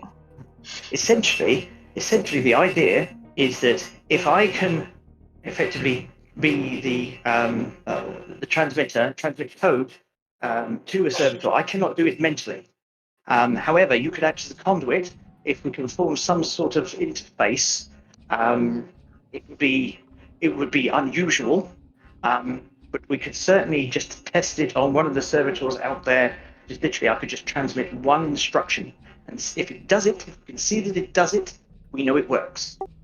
Okay. You're trying to create a mental link between you and Sarah And the servitor. and the servitor. Yeah. Would this And be using the mind link that we're using, or would this be like a? Because the other one, the astral telepathy one, is basically I just send a message, and that's all. I can't get a reply back. Is that what you're asking me to do with the servitor, or do you want me to open up this link that we have to them? No, it's kind of basically because you kind of want a one way to the servitor. So I'm not sure if you can do both at the same time. That's the No, only I thing. can't. I don't think I can do them at the same time. Yeah. In which case, it might have to be the mind link. Hopefully, if the That's got a.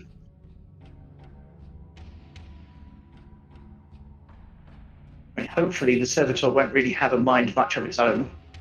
Hopefully, Guys, yeah, roll a. So the link between you and the servitor can be technical. You two can have a psychic link. That's fine. Just roll. Or actually, you don't need to roll. You succeed on that. Your tech use is very high. Yes, you're now connected to a servitor. Range is very low though. Okay, so effectively, looking out one of the portholes, I signal to Sarah. It's like I'll point at one of them. So they step back away from the porthole, so that if anyone's looking at the porthole, they won't see, and they kind of like go, "That over there. Can you link with that?" And let's watch.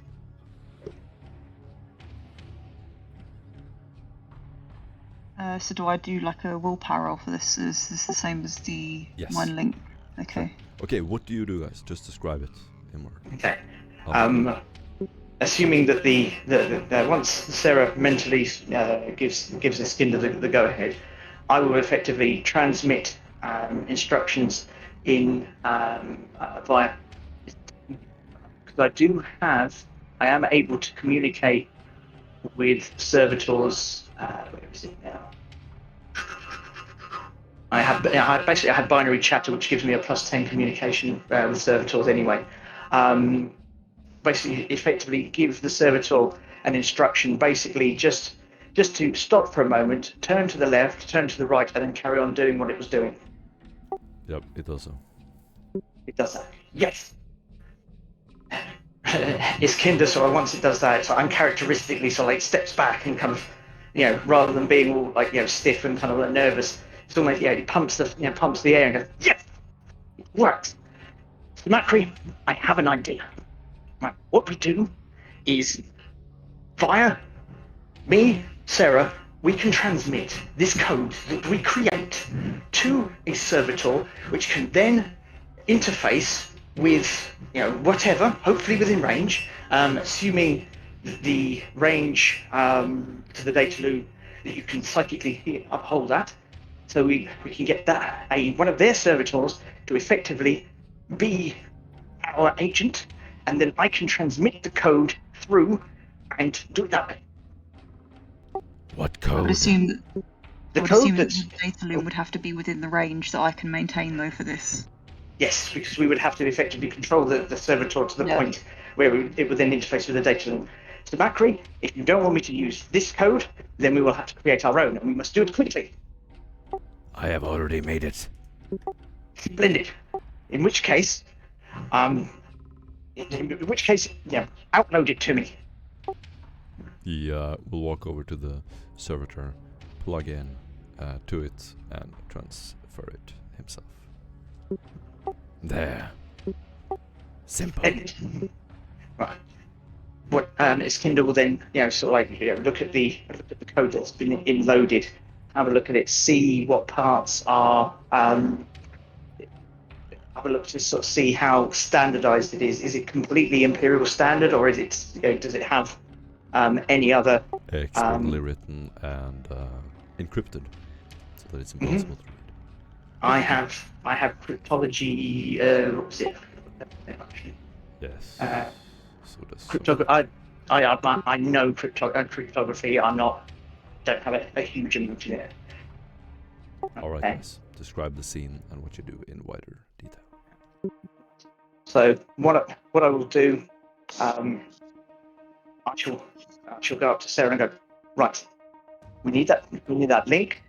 We need to effectively, if you can, communicate, project, and control the servitor that we can see that is the nearest to where we need it to be. Now, Smakri, where would you say that the nearest data loom would be? Would you say it's in that direction over there? There is only one data loom.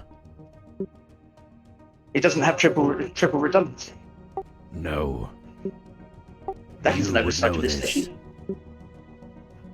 With these stations, it should be standard. It certainly is in the click system. Absolutely not. Oh, okay. In which That case, is not secure. it's more of a redundancy.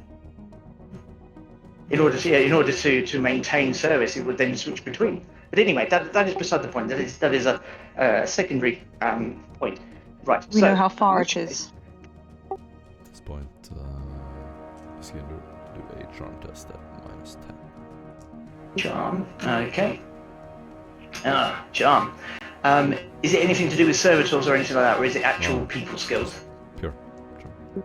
Pure charm. Oh dear. Okay. Sorry, what was the modifier? -10. Sorry, what was it? -10? Mhm.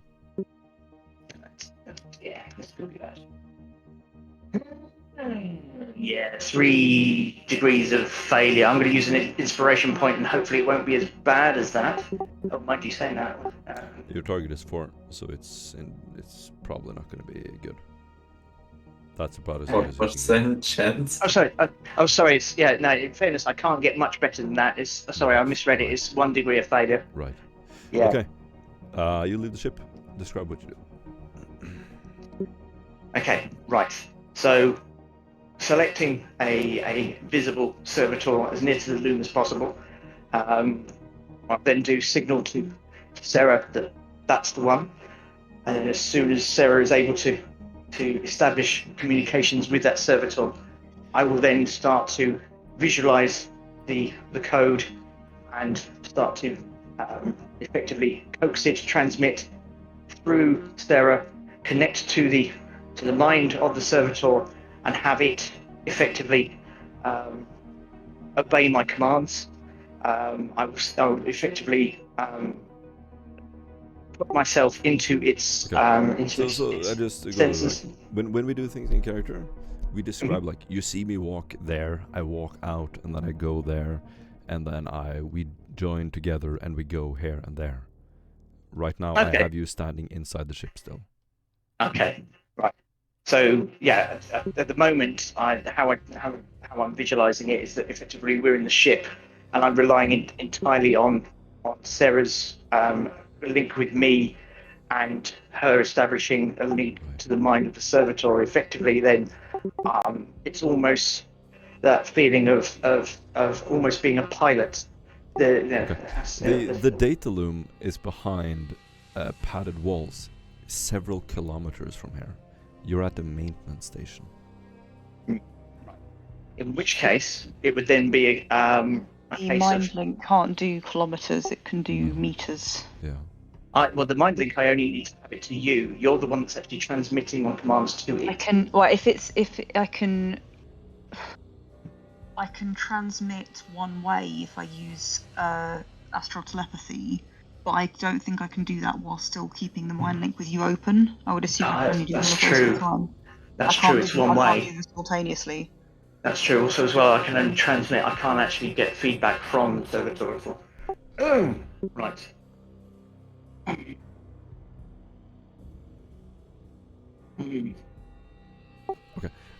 We're gonna jump back to the. Yeah, sure. scene. Yeah, sure. Okay. Yeah. Think No about worries. what you want to do. Will do. You're in the cell. You're crawling around in this sloppy, gooey mess on the floor. You smell oils, bodily fluid, and as you start to crawl into an air vent, you can hear this sound building up. Stefan and Doc, you can do a navigate surface test. -20. And the one skill that is always required, it's so hard to obtain for everyone. Slap a -20 in their face.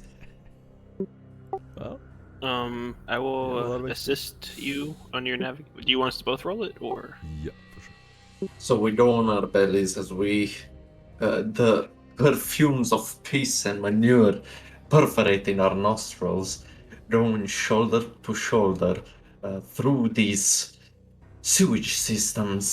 Doc and Stefan looks from side to side to see any piece of information that would betray their location.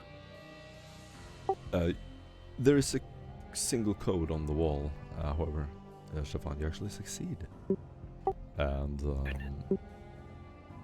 just using the occasional air duct, you peek through it and remember back to when you looked back on your feet while you were being escorted to your cell.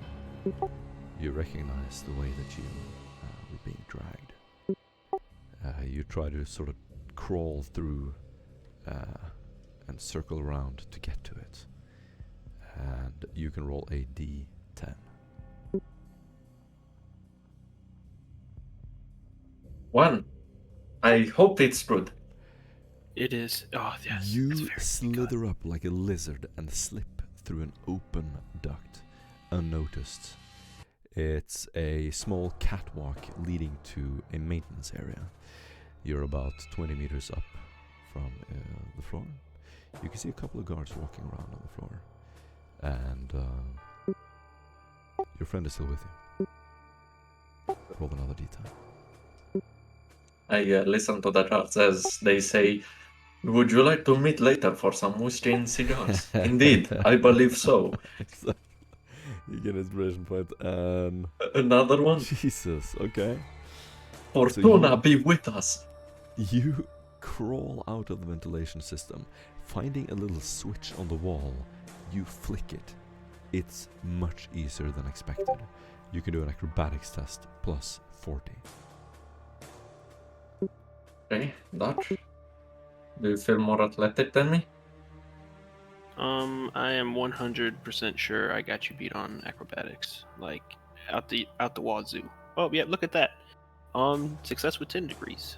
I nimbly walk over and I get a nice small jog accelerate into a sprint, and you see me just running up on the side of this wall. As I near the switch, you see me reach out a hand and casually just flick it up as I fall the 5 meters back down to the deck with a very muffled sound as my feet hit back down, almost nimble like a cat. As you land, you just hear this almost like the wind is blowing. It is a perfect jump. Your feet land on the ramp, and you feel just as elevated, like you're floating. You feel weightless as you land there, and you feel that you're in control of the situation. The table has turned.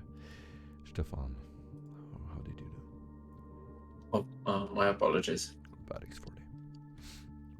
Roll another d10. Either one of you. If you feel lucky. Sarah, if you would like to send a message, you can to either one of them. You can feel free to say it. Maybe You I'm want just to roll stuff, or wondering you want me to roll if it? the. Oh, sorry. go ahead, sir. If this code that Iskander is trying to transmit, if I was to transmit that to them, would that be something they'd be able to do anything with if they could get into the right place? Not currently. They Okay. don't have any technology to interact with the systems here. And the binary code would be too long for you to transmit with your voice. Yeah, I can only do like 5 seconds, I think it is. Right. Yeah. Imagine like pages and pages of code. Yeah, no, so it was just a half-baked thought. And you also slither through and land like a cat, Stefan. As you land, you look to the side and you see James there. You can just see the light in his eyes as he looks at you and looks down as a guard passes right under your feet. You're standing on a catwalk about 20 meters up. You're in a large corridor. Behind you, you see the window to the prison cell. Your cellmate is still with you because of the ease of this travel. And you can roll another d10. Or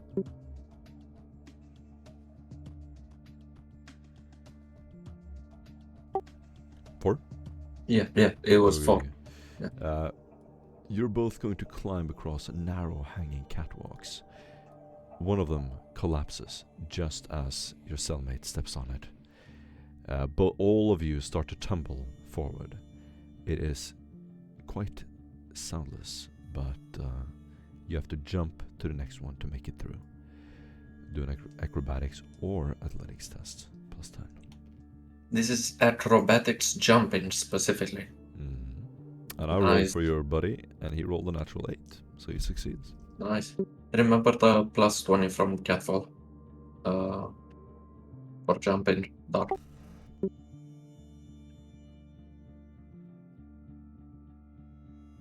Success with 9 on my jump. You see Success Doc with- once again with the quick movement on the catwalk as it begins collapsing. Doc just quickly, with whatever's left in meters in front of him of free hanging plate, takes off at a sprint and then begins nimbly ghost running onto the wall as he closes whatever distance and springs from the wall to the next overhanging catwalk. Awesome! You get inspiration points.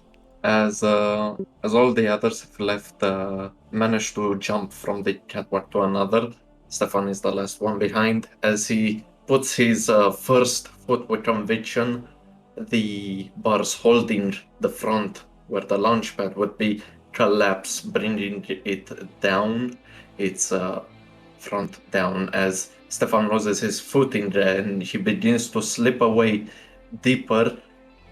As the catwalk would end and nothing but air would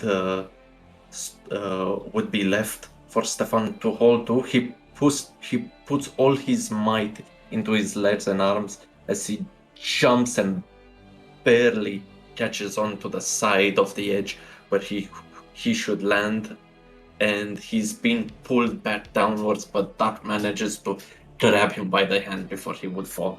Awesome. You get inspiration points. You are now currently outside the prison cells. Looking around, you can see officios, small officios, several normal-looking adepts sitting and writing on cogitators. And the guards look less armed here. Where would you like to make it, and what are you looking for? Do we see anything that would be designated as almost like an armory in this area where they'd be keeping gear? Yes, Well, there is. You can do a navigate surface at -30. I'm gonna assist Stefan. gonna try I'm to gonna assist Stefan. look for similar decals that would betray the location of the armory. Yes. Surveillance systems, pick recorders in the ceiling, laser tripwires. The area towards the armory is heavily guarded. Flat success. Excellent. Yes, there is a way there. It is extremely dangerous. You can see sort of crawling up here in the ceiling, you can see several dark holes maintained by cleaning servitors. You see more of these urns, paintings, furniture, detailing Emedy's history. Each entrance has a face scanner and ferrocrete reinforced walls leading to the inner fortress.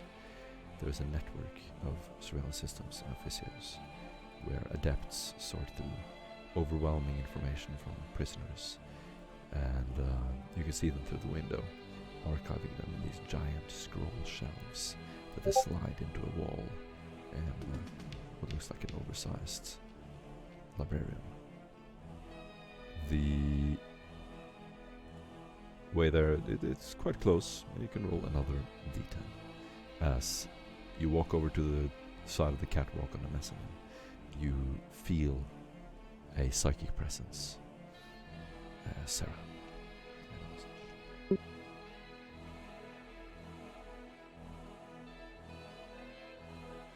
So the message I was going to send through was, we're attempting to carve out a path for you. If you can, get in contact. Excellent. So, if you both caught that, he said they're approaching. They're approaching to try to save you. As I turn towards Doc, did you pick that? Yeah, I heard that. They did not manage to really take anything that was underneath my armored bodysuit. So you see him pull off one of his gloves, showing what you've seen multiple times, which would appear as an ordinary watch, and he almost reaches a finger to press one of the buttons and says, "Do you want me to kill all communications within the local kilometer?" That would just cause an alert. They would know that we've left our room. Yeah, Let's we just have time. And First, none of let's the pair up our security gear and systems. find the location of the VIP. Sounds good. I'll wait on that then. And Hey. Doc waits for Stefan to begin navigating the path, as What he do has you a do? hard time. Well, Can you we may inspiration? can we inspiration that 1d10 that we rolled on a 10? No. No, you should. Oh, Nah. Ain't no how. Ain't no how. Ain't no how, no way. Ain't no way. Fuck. Did you roll 10? Yeah. Of course I rolled it. Alright. We had too many ones. You knew that the balance must be It was maintained. coming. The balance of the force must be restored. Okay, as you climb through the window, a guard steps out in the corner and spots you. Combat. Roll for initiative.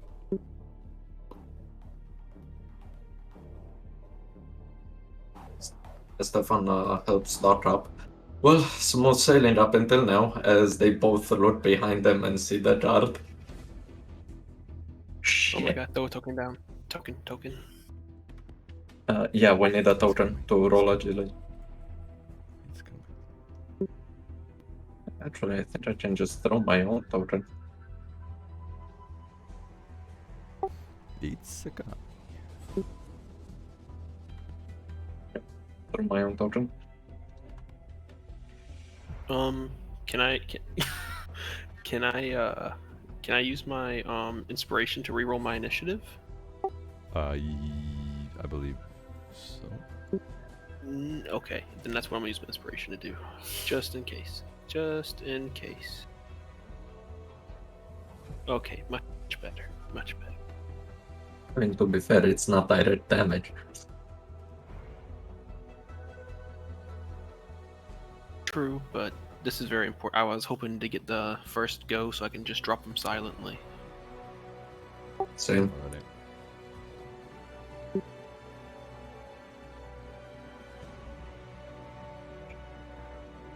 Waiting on you to roll initiative, my man. There you go. Oh should man, have you combat even map. got a map? You should have the combat map right now. Scroll all the way to the bottom. The way to the bottom. Alright, got him. So you walk right around the corner, you will spot him. Initiative. Now we're all initiative bar. Grab your wait, your inspiration man.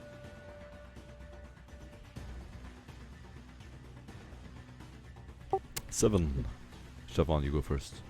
Well, I pull out my silent Xenos pistol and immediately fire at it with a loud, silent thump as it propels the lead into the skull of the opposition. Excellent. He's going to try to dodge. And he succeeds. Wait. Maybe inescapable helps. Have you heard of inescapable?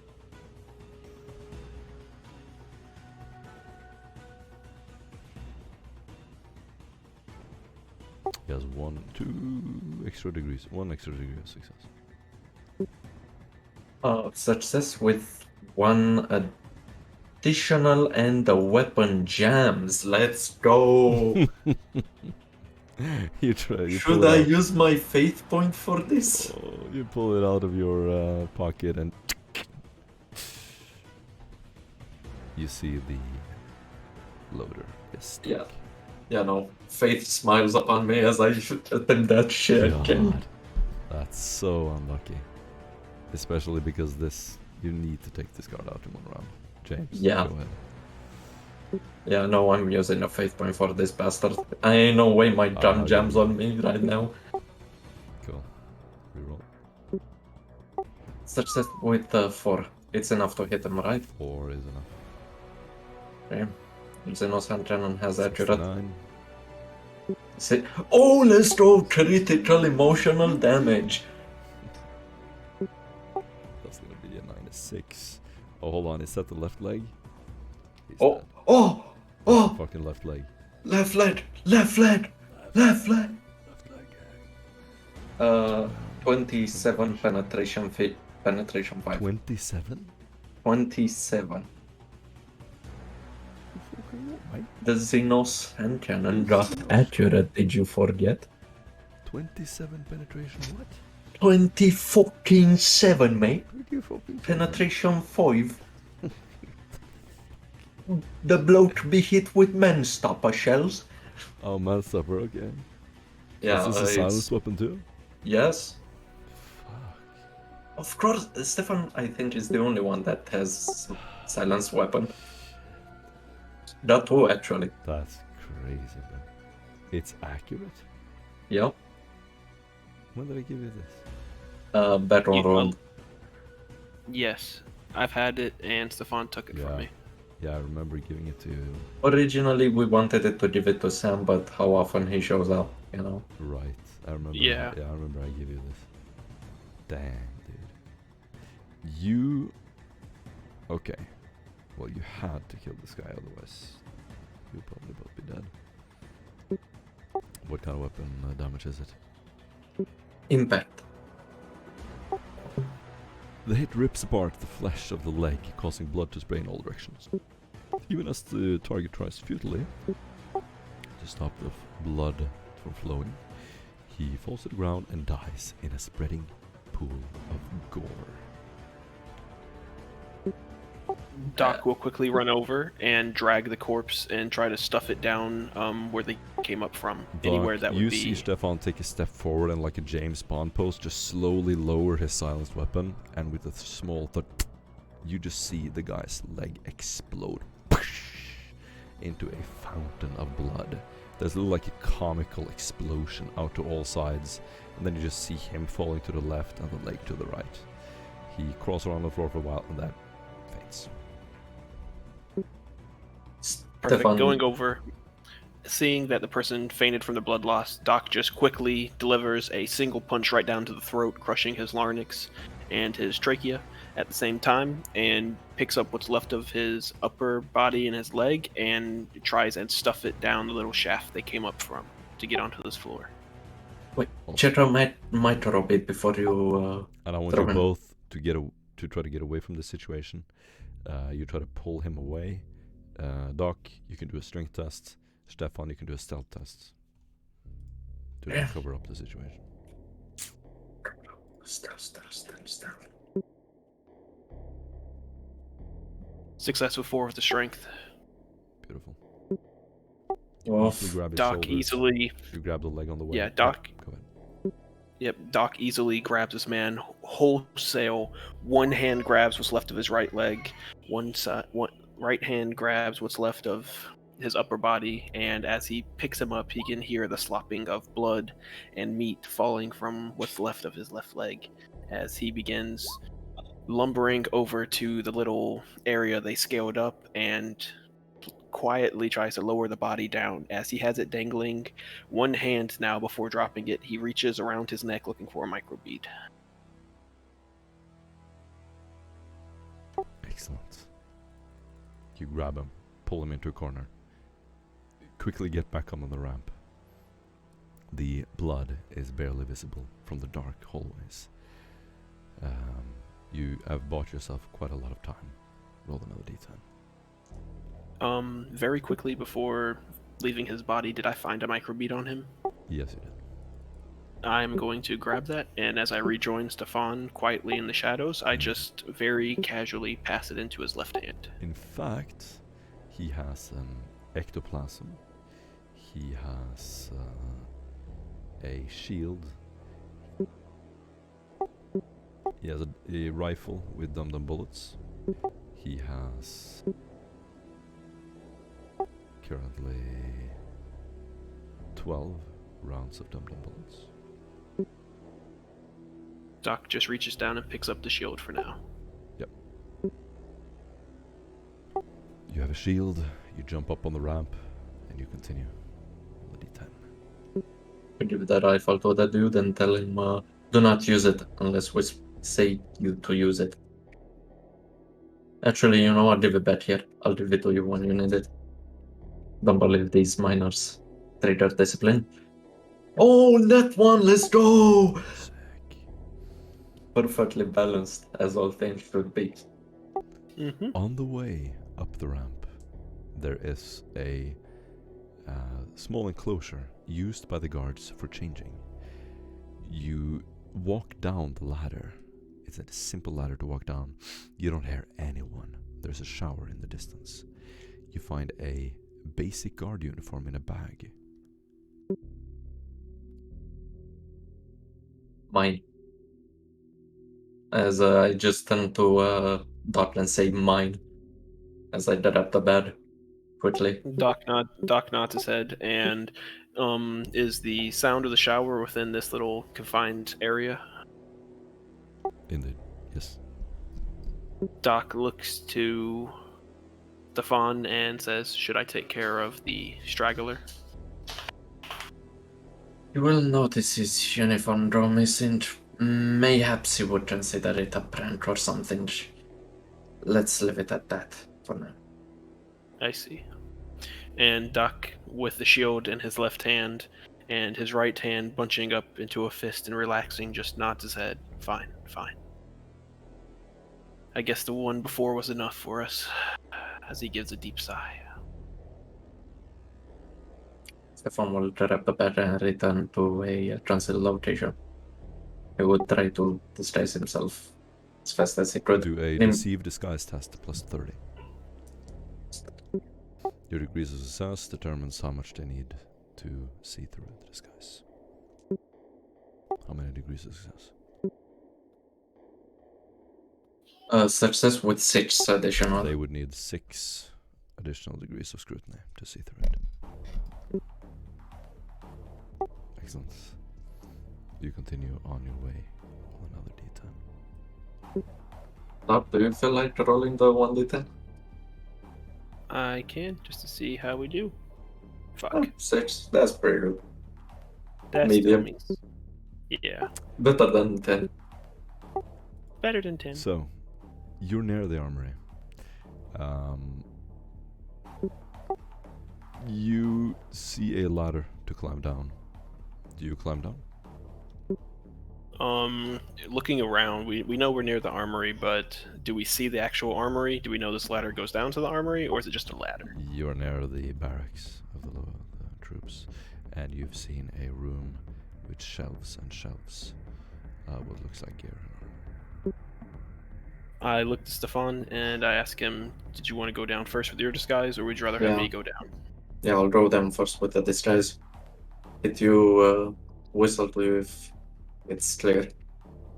Roger that. And Doc falls in near the little maintenance ladder and hunkers down, shield in front of him, waving for their miner buddy to come over and cover the other direction of the hall with his rifle. Or at least just covering in that direction. As, As you walk down the ladder and turn the corner to walk towards the room with the shelves, a guard approaches on patrol from the other corner. You can attempt to hide or interact. What do you do? knowing my stealth, I would just tend to I'll just act as if I'm supposed to be here. As you stand there by the corner, the corridor is quite dark.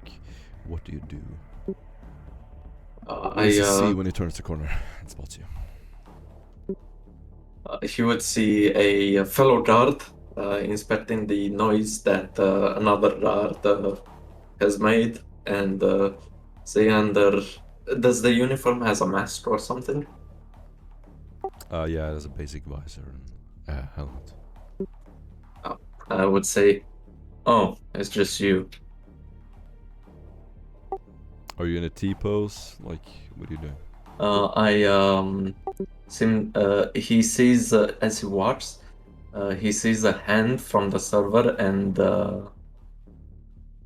from one of the shelves, and as he would reach to his weapons, he would see the rest of the uniform of a fellow guard, turning, replying, "Oh, it's just you." So you're just standing there in the darkness. Yeah. Okay. I just come from. It's as if Stefan would have come from a noise that the other guard would have made, and he was investigating that noise. That's the Do a impression. deceive test minus 20.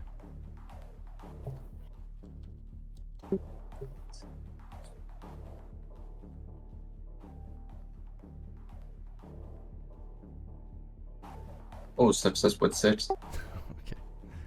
Yeah. As you do that, you turn your head and you have perfect timing on your the movement of your body. I'm gonna say you even studied the guard that you just killed, and you mimic sort of their movement perfectly as you turn the corner and walk in a parallel distance away from him. You see him just walk past you, pull out a glow stick, and walk out into the corridor. As he goes, remembering the conversation he had heard previously on the catwalk, and says, "Hey, don't smoke all of them. We meet later with the boys for some whiskey as well." Nice. You get an inspiration point. It's the quiet inspiration. You can do it 1d5. Come on, Doc. Do your magic. You need a D5 or D10? 1d5. Or is it me? Is it me that needs to roll? Me too. Oh, I see. Oh, me too? 2. Or, 3. Doc rolled first with a 2 and me second with a 3. Stefan, you're the one who's there. Sorry. The room is difficult to find. You sort of time the patrol that is coming around the corner. You know the path that he's walking. You've been watching them for quite a while. You have 1 minute to find what you need. The armory is right ahead of you. Right in front of you. No. What are you going for? I'm immediately going for where they would hold backpacks. Large containers. You would find a bag, and I want you to do an athletics test to see how fast you can do this. You would run into the armory knowing that there's no one there right now. You grab a bag and pull it out on the floor. Success with 1 additional. Cool. You're going to start emptying stuff in there. Everything is tagged. But you only have 1 minute, and I want you to do a scrutiny test. Side-based. Yep. Success with 6. Sake. You find the exact shelf where all of your gear is. You pull out a bag underneath it. In the last few seconds, Doc, you also run into the room. You can both do a athletics test to see how much you manage to grab. What do you prioritize? My backpack with all the stuff in it. Your backpack, okay. the only things that would be down here would be the power armor itself, the hammer, and the shield. That's everything. That would be in a huge container on the wall. And I got success with 3 on my athletics. Okay. You run over to it. Do you want to go into the power armor? Oh yeah, I'm fully getting back into it. Okay. So you see Doc running up to it, just donning it, pulling his hands into the power armor, and you're going to be hidden there for as long as you need.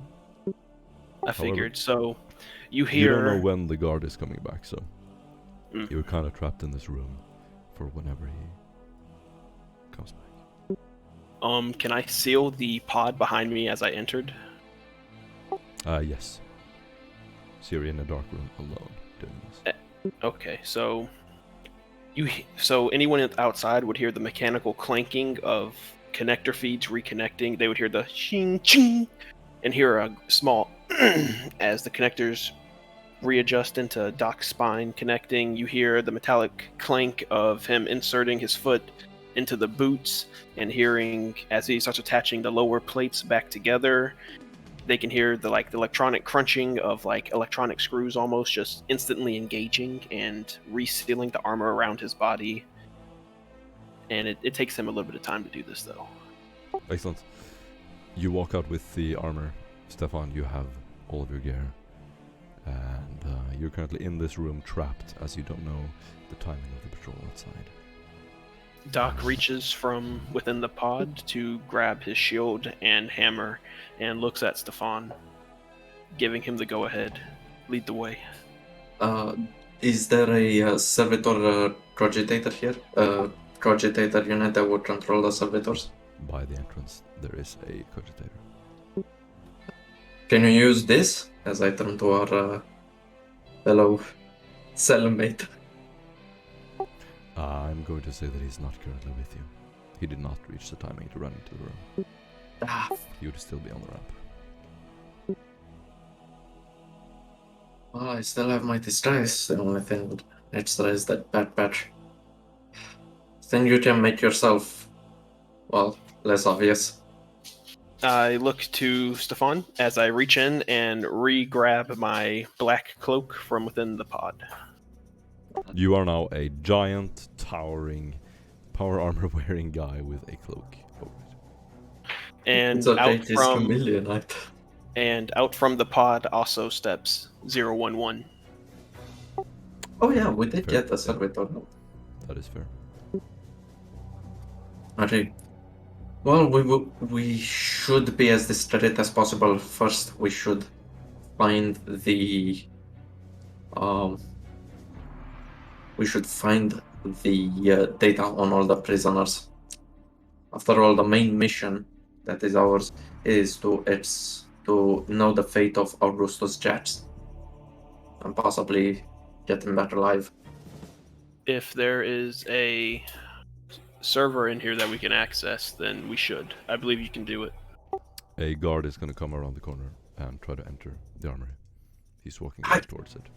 I shoot the power armor wielding dart into somewhere he could hide. I'm gonna assume you don't stand in the middle of the corridor leading out to the outside. Yeah, Doc quickly orders Guardian, get back inside the pod as you hear the lumbering falls of him stepping back in, and Doc quietly retreating back to the pod, slowly shutting the hinge joints on it to close it back up. The unavoidable noise is going to be responded to by the loading of a plasma weapon as the guard turns the corner. He would see Stefan with his auto quill as he takes inventory of the items in the armory. Beryl, is that you? He's going to raise his weapon. What was that noise? Oh, it may have been me. I'm stuck with inventory duty. He just looks at you suspicious and is going to pass you and take a look into the room. Hey, something is missing. Hmm? He's going As to I- pull out his micro bead.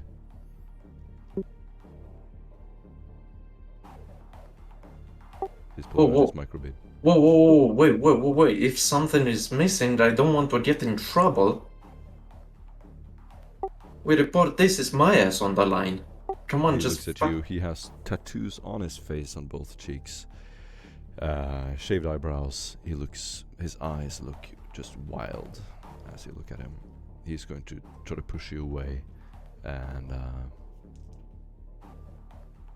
Within the yeah, go ahead. within the pod container, as soon as he hears the scuffle of someone getting communicated, Doc is going to hit the jammer, and it will jam all communications within 1 kilometer.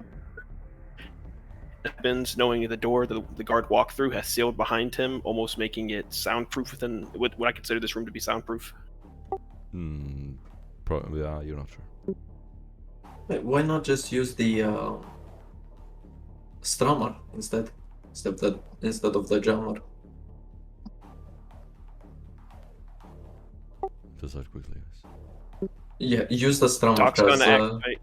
even if he activates the thing, he won't be. Doc's gonna activate his stummer, killing all sound within 5 meters of him. Is this the guard within 5 meters of the pod? Not quite. Then Doc is gonna activate it and step forward, closing the distance. As you step out of the closet, he's going to raise his plasma weapon. Roll initiative. Hold that down behind him, pointing at his head. Time for roll initiative again, gentlemen. Oh, Max!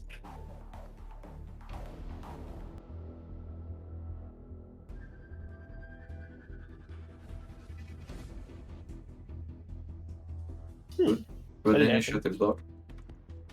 Yes, it's pointed.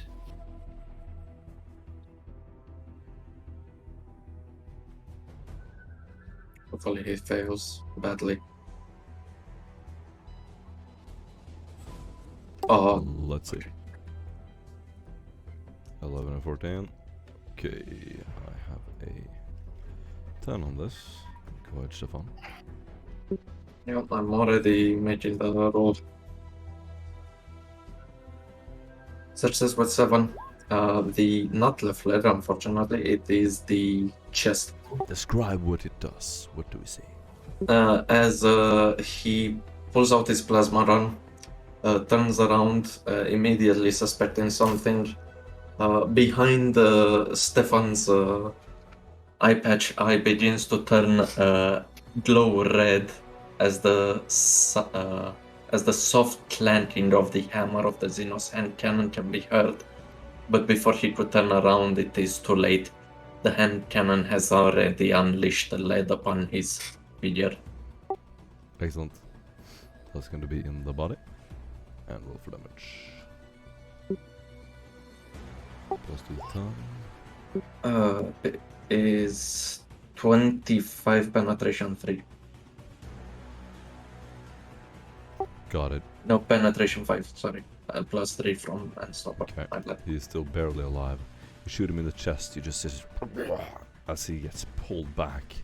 Something explodes in his gut, blood pours out. You penetrated the armor, but he is still standing. Doc.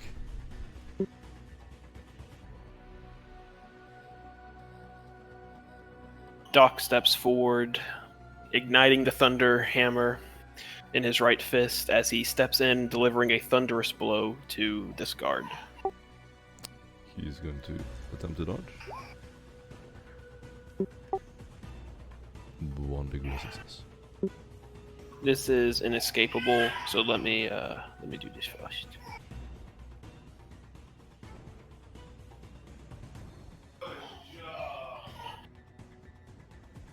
Cool.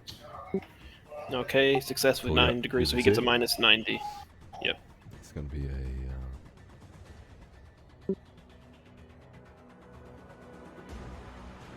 it's going to be a 40, that's going to be a body shots.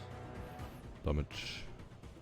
28 pin 10 to the body. Excellent. So you are going to run forward and with your hammer just punch him Oh up yeah, against the wall. Doc. You see him bounce like a ping pong ball off the one wall, off the next, land on top of the cogitator, and he is out cold. Out cold, or is he dead? He is probably like just potato mash inside. Okay.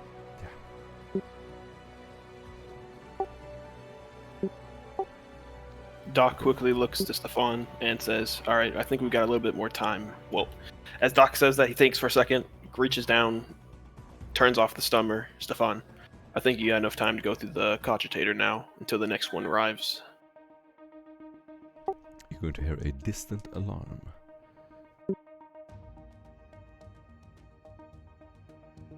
You can hear an alarm going off far in the distance. What do you do, quickly? James. Stefan said he'd be right back. Alrighty, then we are going to leave it there and go back to the ship. Sarah and Pete, do you want to do an ending event Yes. for us? Right. With everything that's gone on so far, Cinder suddenly sort of straightens up, the eyes go red again, and he starts to pull himself up to almost like his full height, which is surprisingly tall for someone so lanky. Obviously, a lot of the time he's crouched over and kind of like slightly frightened of everything. And suddenly he says to Sarah, I need you to establish a link with a servitor with an MIU unit and near a cogitator unit. You will form a link for me in order to be able to access the networks. Samakri, I will need you to potentially monitor the immediate area. Jericho, I want you to make sure nobody gets anywhere near. If they do, let me know. I will be I will not be here, so to speak, with this happening. They will nod. What do you do? Right. If the link has already been established to a servitor with a MRU link, then I will then use through Sarah. I will imagine and sort of like almost place myself within its form, using the kind of the analog of a princeps in a Titan, and basically then walk towards the nearest cogitator and then interface with it. The servitor will walk over to the cogitator and interface. And then from there, I will then imagine myself going through the MRU units and then visualizing the data streams, the code flowing past, and take a breath to cleanse, concentrate, and then start to visualize the code in more physical terms. Then looks around, looks for the nearest machine spirit, and also as well the list of authorized users that will be linked to that machine spirit. Yes, you get it. Splendid. In which case, using the information there, I will then start to imagine and formulate my own code presence and start to take on that form before then interfacing and communing with the machine spirit. You do so successfully. Greetings, O honoured machine mind. There has been a reported issue with some systems. There is no need to be alarmed, but I need to do some checks. Please allow me to access and ignore the warnings. I will be taking over and monitoring and effecting repairs. Excellent. As you can see, my credit just at -30. Okay, right, with this, I'm going to use Master Engine Seer. Voice might a little bit still. Oh, sorry. Yep, you're going to use. Yep. There we go. I'm going to use Master Engine Seer, use a fate point, and basically get as many successes as my intelligence bonus, which would be 5 degrees of success. Excellent. So you have 5 degrees of success. What do you want to do? Okay. Excellent, thank you, esteemed machine spirit. I will now take over. From there, I will then start to explore using the ident codes, the various access levels, and start to spread my consciousness throughout the systems, seeing where is open, where is closed, and try to make my way towards the alarm sounds anywhere, which is any systems that are working in or not working to specification. Where I have to, I will then look like I am sort of heading towards there, and then trying to interface, trying to take control if I can, doing various diagnostics, and where I can, basically set off like long-standing diagnostics that will take hours in order to work. So effectively, thus snarling up any alarms and things, and possibly, if any alarms are set off, then they will be then recognised as false alarms. Excellent. You now run this little maintenance section of the ship. Lovely. You In which have case, the control of the also big recorders. Turn them off, point them in other directions. The alarm systems and so on. smashing. Synchronize it in a way where the servitors wouldn't be suspicious of the movements. And the tech priests. Excellent. Any tech priests that do then a query with any cogitators or servitors or systems, I will basically send the same super user level message where there have been issues and errors. where the machine spirits are ill at ease, and currently the super user administrator Magos will be performing these tasks. Okay, what do you want to do from here? From here, then see if I can then spread further into the station, trying to get in as far as I can. These cogitators are only for this maintenance station. Okay. Do they control any of the doors and things like that out of here? Absolutely, all of the doors. Splendid. Right. Okay. In which case, this is more where I need your guidance. Can I, with doing this, can I still move and act, or am I effectively in the network while this is happening? Yes, you can. You would detach and then jump back. Okay, so I am able to just jump back as required. Yeah. Lovely. Okay. In which case, Iskinder, his eyes then go back to green, and then for those around him, well, I think if we're going to go, now is the time. We've effectively been given a all access card out of here. So Macri, are you still coming with us, or is it just Sarah and I? If I am needed. Thank you. Much gratitude. While I am interfacing, I will be not really much use from a defense capability. Now is probably the time that we should delve in. You'll march off the ship. Lights turn off into the darkness. You walk onto the station. We're coming to rescue, lads. Right. What do you do, Iskinder and Sarah? Describe it. Okay, we're going to start. Well, certainly I'm going to stomp down. Where are you trying to get, brother? Well, from memory, wherever we saw Stefan and the doc sort of be led before, we're going to head in that direction. Sarah, so Macri, you agree? As we get closer, we're sort of going in the direction that we think is the correct one. I'm going to keep trying to reach out to see if they're within sort of getting within range. Communicate. Excellent. Right then, let's keep going. Let's head towards that exit and see how far we can press, and let's see how many of the systems we can tie up and confuse. I will walk with him. I will walk. By the way, Macri, I think you were probably right. It was probably better to roll one's robe sleeves up and do it oneself. The one that comes. The one is here.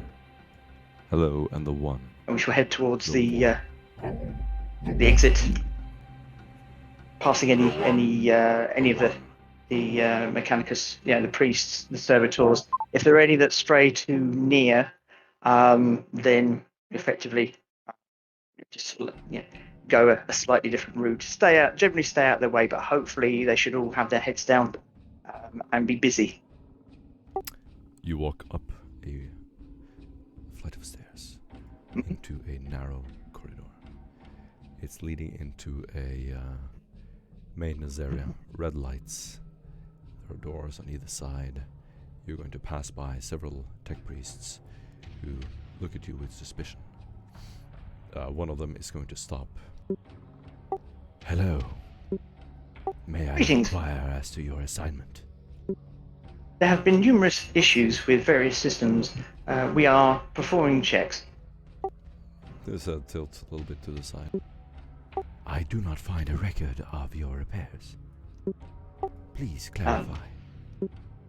Please reference the maintenance bay. There have been numerous issues with various sensors, and we are performing a sweeping maintenance of the surrounding area. At these times, it is vitally important that security is upheld at all Do a flight costs. receive test. Aha. Do I get any bonuses for Technolingua and... If you have pair Mechanicus, you get it. Woohoo! Okay, so I think that's the grand total. Sorry, which skill was it? Is a talent, pair Mechanicus. I have Master Engines here. I don't know if that... No. Okay. I haven't seen that talent Cool. What skill would that come under? It's a taunt. Yeah, no. What I mean is, if I don't have it, what would I have to roll You to have kind buy of? a taunt. Yeah. No, I didn't know if I was able to. No, it's not a skill. No. It's a taunt. Okay. Yep. Okay. How many other tech adepts, priests, and things like that are around at the moment? Just one. Just one. Okay. In which case, for a second I was sort of blathering it. Funny story, you see. And as I sort of like going, a little bit closer, put my hand on his back, and then I shall then use a what's it now? I shall use a slight lumen shock, and just hopefully taser him into Nice. into unconsciousness. You like pat his back and you heard it. Yeah. Yeah. By the power of the Omniscient, I shall tase you. Yeah. Do damage roll because you already hit. You're like holding him. Yeah. So, Okay. Lumen So capacitor would be a perfect attack. He's also Okay. basically made of metal, so it's going to be extra brutal. Okie dokie. Right. So. Okay. So I imagine it's because I also have aluminum blast, but blast does sound He like like it's going to be leans louder. in curiously with a little curious smile as he sees his superior about to tell him a secret. Yeah. He'll hold his back and rub it carefully. Suddenly. There we go. 13 energy damage. That's gonna do some damage to him, but it's not gonna kill him. You just sort of go down on his knees, shake for a little while. Okay. What the? And I will then, using all of my technical knowledge, is effectively pull out a tube from his Vox caster, thus rendering him silent, and then basically That's we have right. sort of. Oh yeah. Roll, Okay. roll toughness, Morten, also for the tech priest. Success.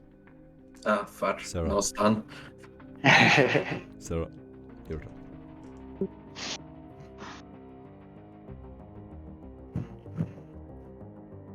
What do you want to do, Sarah?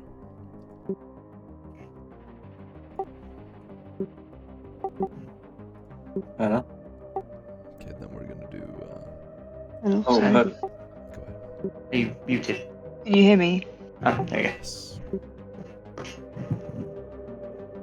Yeah, we can hear you. And I think Hey, you're muted again now. What's up, Sam? Oh. I came in at the worst time. It's all good. I'm gonna say that you're with the rest of the group. They're currently trying to save. Do you want to use mine? Or do you want to just use my headset for now? Yeah? And I'm going to take Samakri's turn. And he's going to finish him easily. Yep. Samakri is going to lay down, use a lumen capacitor, and with a little shock, the guy goes unconscious. The corridor is dark. He's going to just kick him to the corner and hope no one notices. As you jump a little bit forward, Sumakri is going to access a nearby maintenance door and is going to open it. I'm going to have a quick look at the robes of the priest that we've just incapacitated. Is it roughly the same size as Sarah? These are heavy robes. He also has Ooh. a combi. He also has a combi tool, 2 doses of sacred angles, and a portable box. Ooh, I will grab those. And I think for the robes themselves, I think that would be a good disguise for Sarah.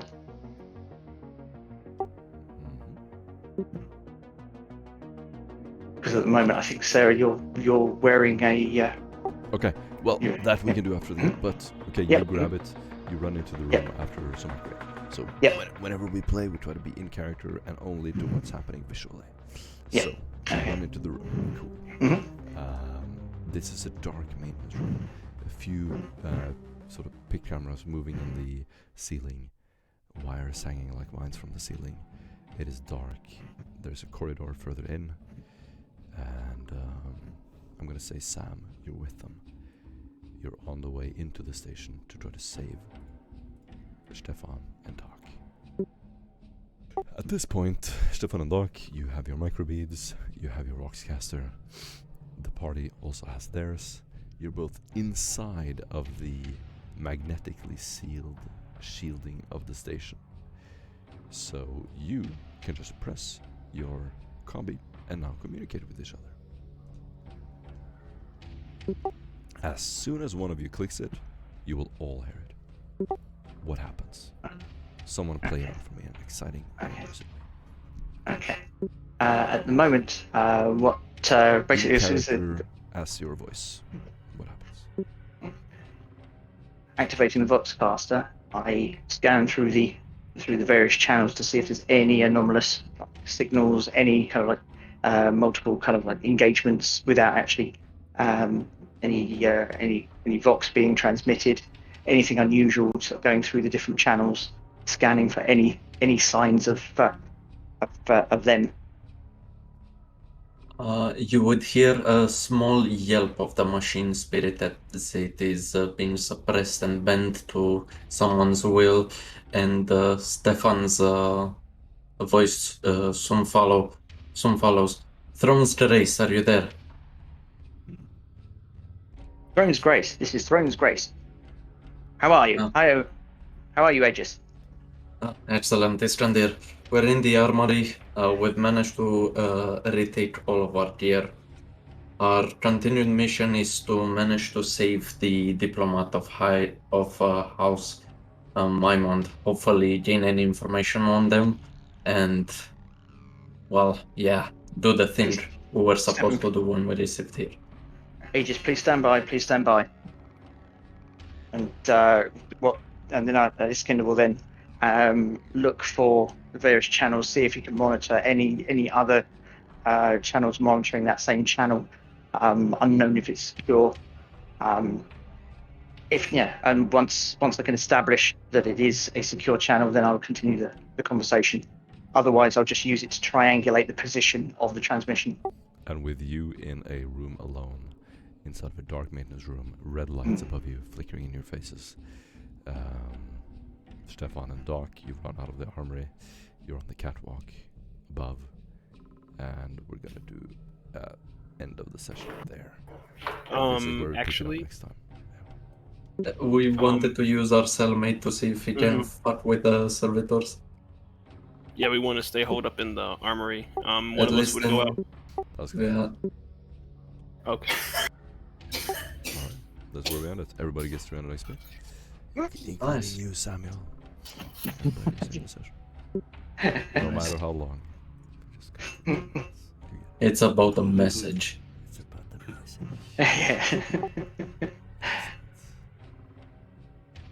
message. Can Doc get some more pity XP? No, fuck you. You get 75 XP less. Well, technically, that'd bring me back to a whole number. Oh, okay, well in that case, let's do it. Oh no, I was kidding. No, I'll stay at my happily random 25 XP that remains unspent. Fair enough.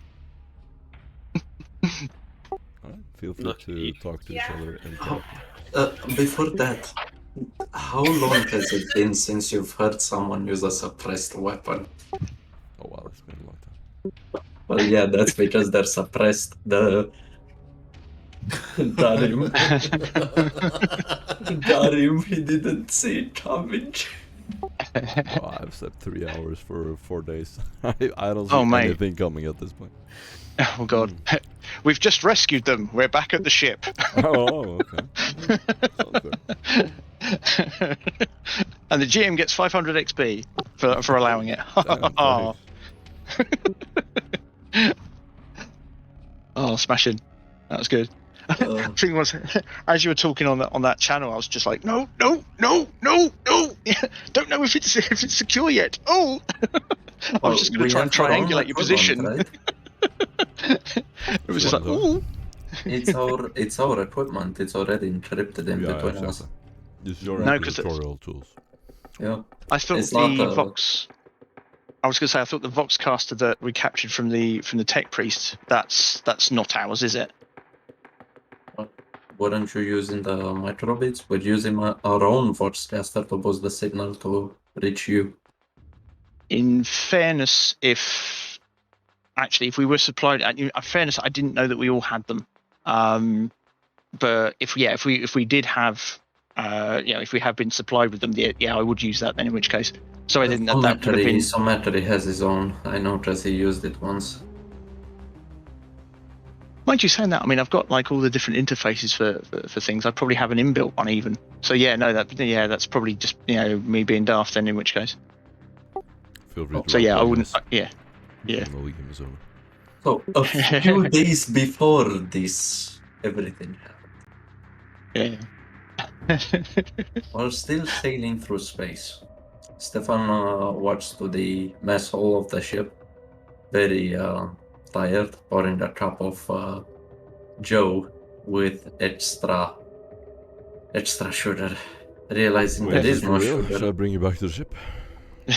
Yeah, well, we're not gonna roleplay the fact that we're in the middle of our prison riot now. A prison riot. With all due respect, what are we gonna spend here, like 30 minutes while everyone is losing their heads? To heads? spend an hour on a ship alone. I don't know how good you are at roleplaying. Yeah, well, when the ship is stable, nobody's trying to kill each other. Yeah, we can roleplay there. Nobody's trying to kill each other? Okay, fine. Wait, when we weren't that? killing each other. Hey, I even tried to save you. Like you're skipping on the facts there. Doc is always trying to kill you. Well, it's okay. He doesn't do it intentionally, which is more concerning. I hope it's been noted that I've tried to save you rather than tried to kill you. So hopefully, if guns get drawn again, hopefully I'll be the last to die. Good to see you, Sam. We started way too late because we only had Doc and stuff on here. Yeah, sorry about that. Yeah, the whole thing with my mum's. Yeah. Next week is hopefully going to be better. Duskin is back and everything. Yeah, cool. Super smashing. He had so much faith in us. He asked me to help him build his